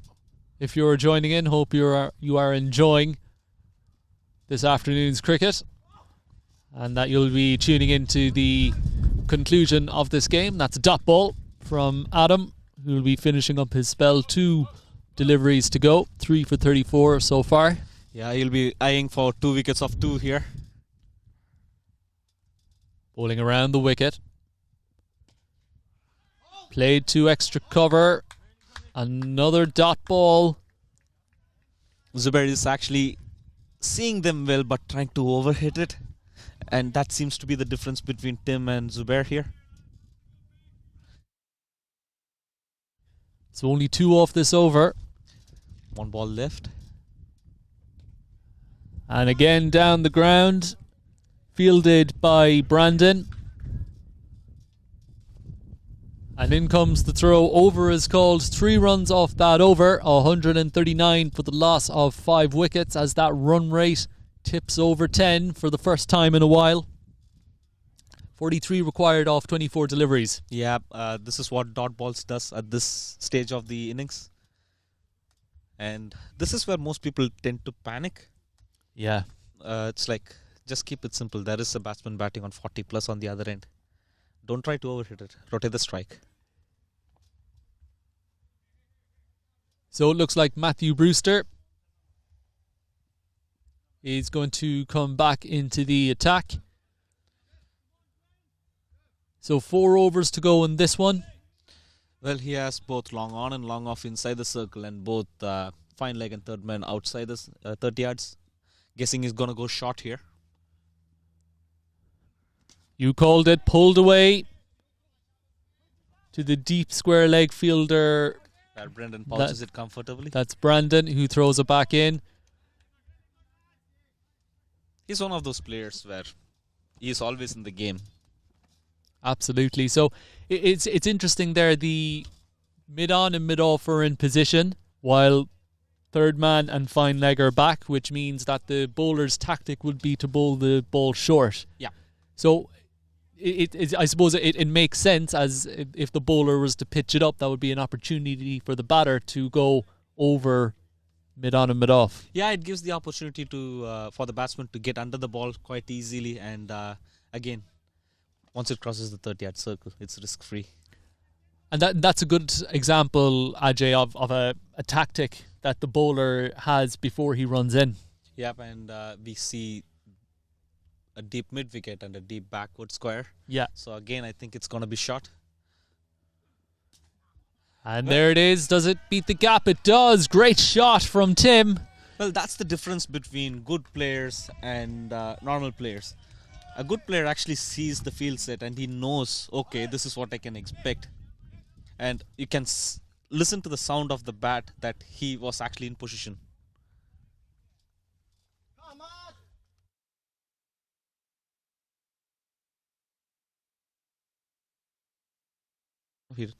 So Tim, we think, has moved on. He's pretty close to 50. He's at his 50. He is at his 50, so well batted from him. Oh, that's a direct hit at the non-striker's end. The appeal goes up. I thought the batsman was home myself, and the umpire agrees with me on that. But very quickly, just going very well batted there from Tim. 50 off, well, now 36 deliveries. Very well batted from him, Ajay. Yep, again, he has been doing a great job. It's like when he came into bat, he has been kind of rotating the strike, taking run a ball, and then now he's on 50 from 36 balls. Again, kind of mirroring what Brendan did. Absolutely. And again, this is what I always say. Good players, they take time, but they make sure they cash on it. They cash in then once they get their iron. As Matt is into Tim again, down the leg side, and out come the arms of umpire Archie to signal a wide. Yeah, again, this tactic could backfire quite easily because you can have 3 fielders on the leg side and still the batsman can find the gap. But if you're bowling in the offside, it's very hard to find the gap. Yeah, absolutely. As Matt is coming right arm around, chipped in the air, and it's well fielded there from Ryan. Very athletic from him. That was brilliant from Matt, actually, setting up the field for a short ball, bowling 3 or 4 short balls, and then that one was fuller. So Tim has to adjust at the last minute to bring his bat down, and that's why he chipped it rather than kind of hitting it over or placing it in the right areas. Some really good cricket happening here by both teams. That's pulled away. It's in the air. And it's taken. So Zubair has to go at top edge. And Kieran O'Reilly down at fine leg takes the catch. Well, it's kind of... Zubair looked kind of surprised of that ball. It's like us in the commentary box are kind of confirming the fact it's going to be a short ball. But the batsman was not clear of it. It might sound a bit critical, but basics. And in comes Usman Khan. We know that he can hit the ball a long way, and he loves batting here. Indeed, I've been at the receiving end of many a six being hit off my bowling from Usman. For all the 34 devices that are currently watching who are familiar with the Cork Harlequins ground will know that the field, both back over Matthew Brewster's head and the field over to myself and Ajay's right, I've spent many hours looking for the ball after a six being hit from Usman. That was quite a while ago though. So Usman then, he'll be at the non-striker's end as the batter is crossed, but Tim is still out there crucially for Limerick though. Yeah, the major thing being not to bog down Tim quite a bit. Rotate the strike or kind of ease the pressure off him. Make sure that he doesn't have to manufacture a shot in order to get the runs there. Shaping up to be a wonderful game as that run rate nears to a ball. It's 36 off 19 now, only 4 wickets in hand, but Usman has strided to the middle. It will be Matty Brewster to finish his over. They run a single to mid-off. That's the end of the 17th over. There's 3 to go. Limerick are on 147 for the loss of 6 wickets. Yeah, it kind of gives the bowlers a bit of a breathing space because the batsman has to try to hit you. And you know, if you try to make them hit you, there's always chances for wickets.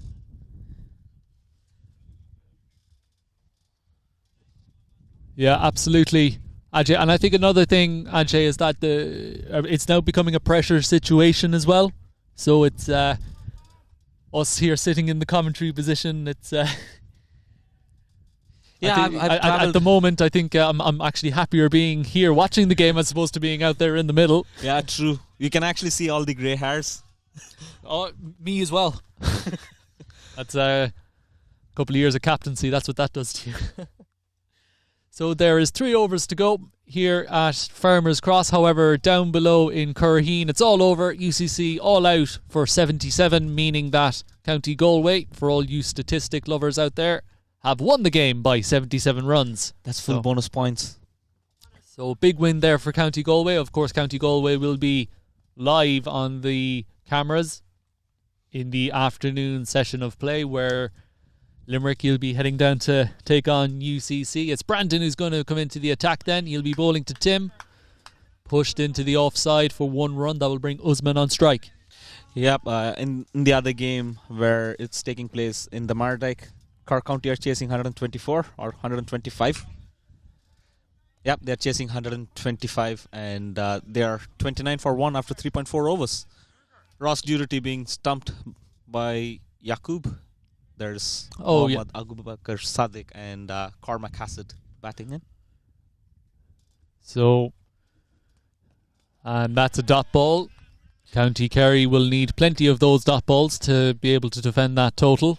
We are at a place where every single dot ball increases the required run rate quite drastically. It's up at 2 a ball now for Limerick as Usman plays that into the offside. It's fielded at extra cover. And this is why that wicket in the last over was very crucial. Usman, yes, he's a new batsman and he has to take time in order to get his eye in. And he goes for the big shot, gets an inside edge. Throws coming to Usman's end, but he makes it home safely. And that's a single for him. Yeah, it's kind of getting a bit pressurized for the Limerick batsman out there. And then again, Tim, who's well said there, he has to take it home. And you never know, pressure could do anything for a batsman. So Tim opening his shoulders there to the big side of the ground, which is on the left-hand side as you look at it on your screen. Only takes 1 run. So no doubt the Limerick batsman will know the scenario out there. As Usman to face up. He's disappointed there with himself. That was a ball to be hit. It was he winded up quite a bit for that, but only gets a single down the ground. That's the end of the 18th over, 151 for the loss of 6 wickets. 31 runs needed from 2 overs. So a good over there for Brandon. Plenty of dot deliveries. And, well, it could go either way this game. Pressure could build on the bowlers, could build on the batters. I feel like the bowlers are a bit kind of like less of a pressure, because if it goes down to 9 runs and over, the bowlers will be under pressure. But 30 runs from 2 overs, especially with the way the fielders are kind of fielding and cutting the doubles into singles, the bowlers are at a slight advantage here. But I suppose what is advantageous then to Limerick is that this is a quick scoring ground. The ball disappears off the square very, very quickly here on Farmers Cross. It's Matty Brewster to Usman, who plays that ball into the leg side. Only 1 run taken. Yeah, that was an interesting field. Everyone in the leg side, outside of the circle, and everyone in the offside, except for the third man inside the circle. So it was always going into the body of Usman. Yeah, I don't think Usman was going to get any width outside the off stump there with that field.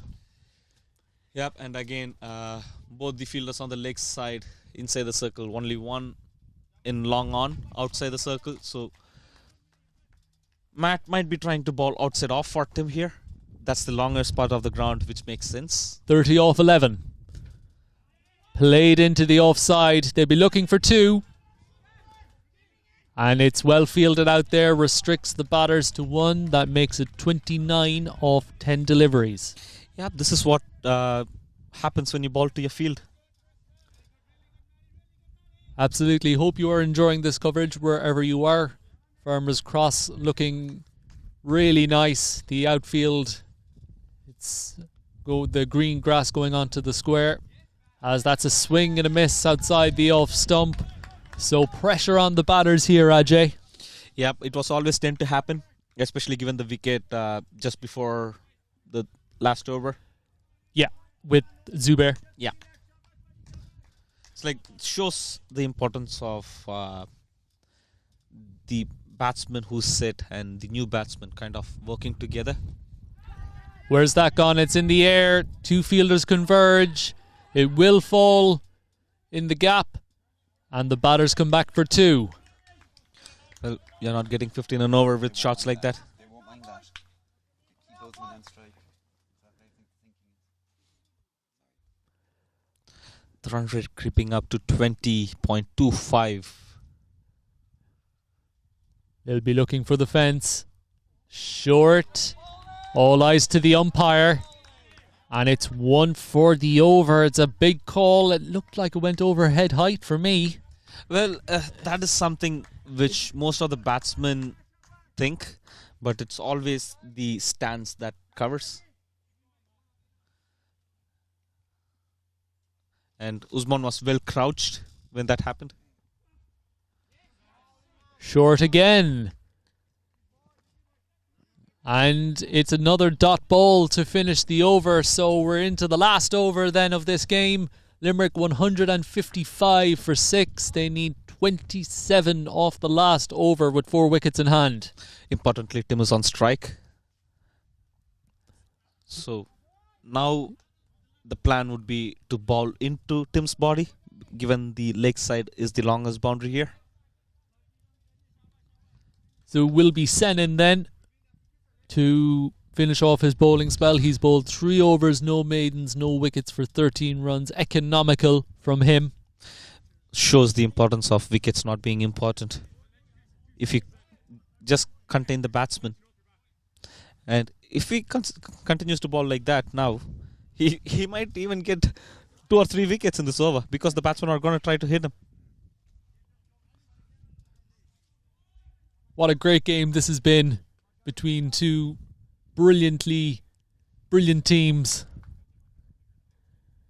Evenly matched. It'll be sent in to Tim. 27 off the last over. Played into the leg side.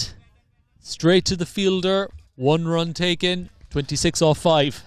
Tim throwing away his head in disbelief. But you can never count out who's man of the game. And again, he prefers these straight boundaries. It's interesting to let you know that the short boundary is to the leg side. That's where Usman goes. And he split the gap between the fielders. 4 runs. Crucial boundary there for Limerick and Usman. Well, as much as that was a good shot, the run rate has crept up to 33.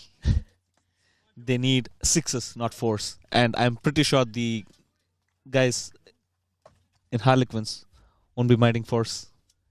22 off 4. Here comes Senan again. Swing and a miss. Well kept from Shivam. Unless there is a no ball, I would say the game has reached its result. Well, just heard it there to our left-hand side. Keep your foot behind the line. A reference to not bowling no balls is 22 off 3. Here we go.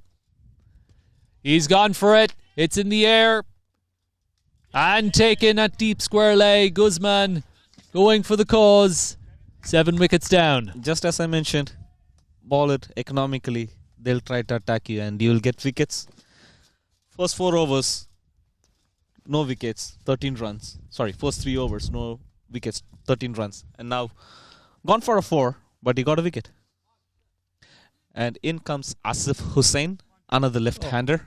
Asif, yeah. But he would be at the non-striking end as the batsman crossed while the catch was being taken. Very selfless there from Usman. Had to go for it. And now it's 22 off the last 2 deliveries. Been a brilliant effort from both teams, especially Limerick in this run chase.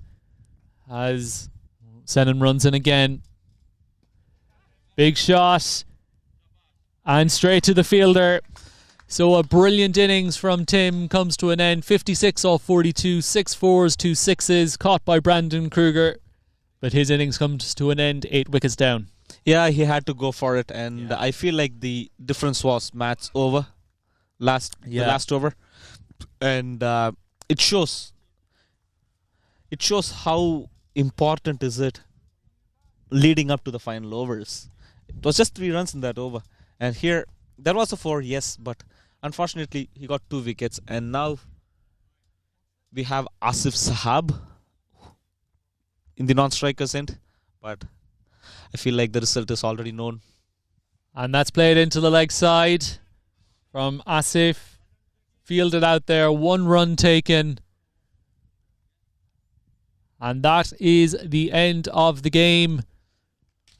Cork Harlequins winning this game by 20 runs. Limerick 161 for the loss of 8 wickets. A brilliant game has been played here this morning. Cork Harlequins coming out on top. Commiserations to Limerick Cricket Club.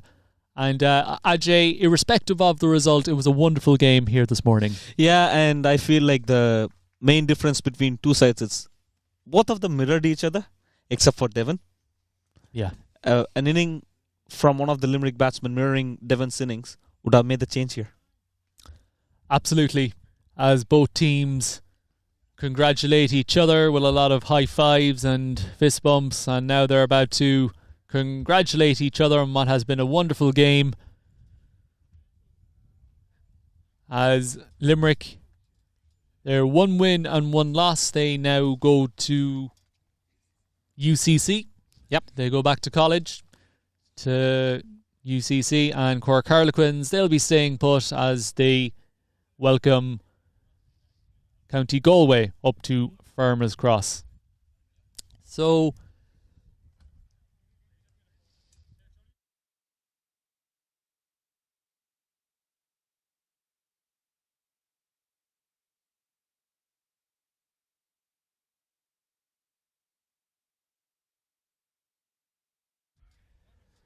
So this game has come to an end. Very quickly before we leave you go, a player of the match, Ajay. I'm going to leave it up to you.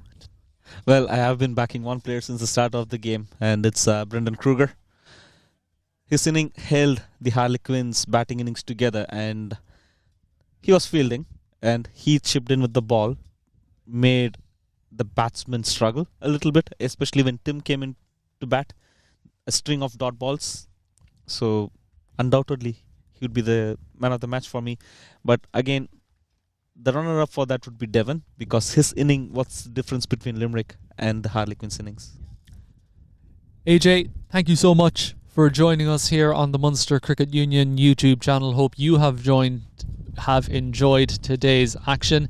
Be sure to hang around. The next match is Cork Harlequins versus County Galway, which will be happening at 3 p.m. But until then, have a great afternoon. AJ, thank you very much for joining us. Cheers, Rodders. It was a pleasure to being along with you and enjoying a good sport, actually. And we must get you back on again soon. Yep, my calendar is always free. Brilliant. Thank you very much, Ajay. Thank you very much at home. And until next time, thank you and goodbye.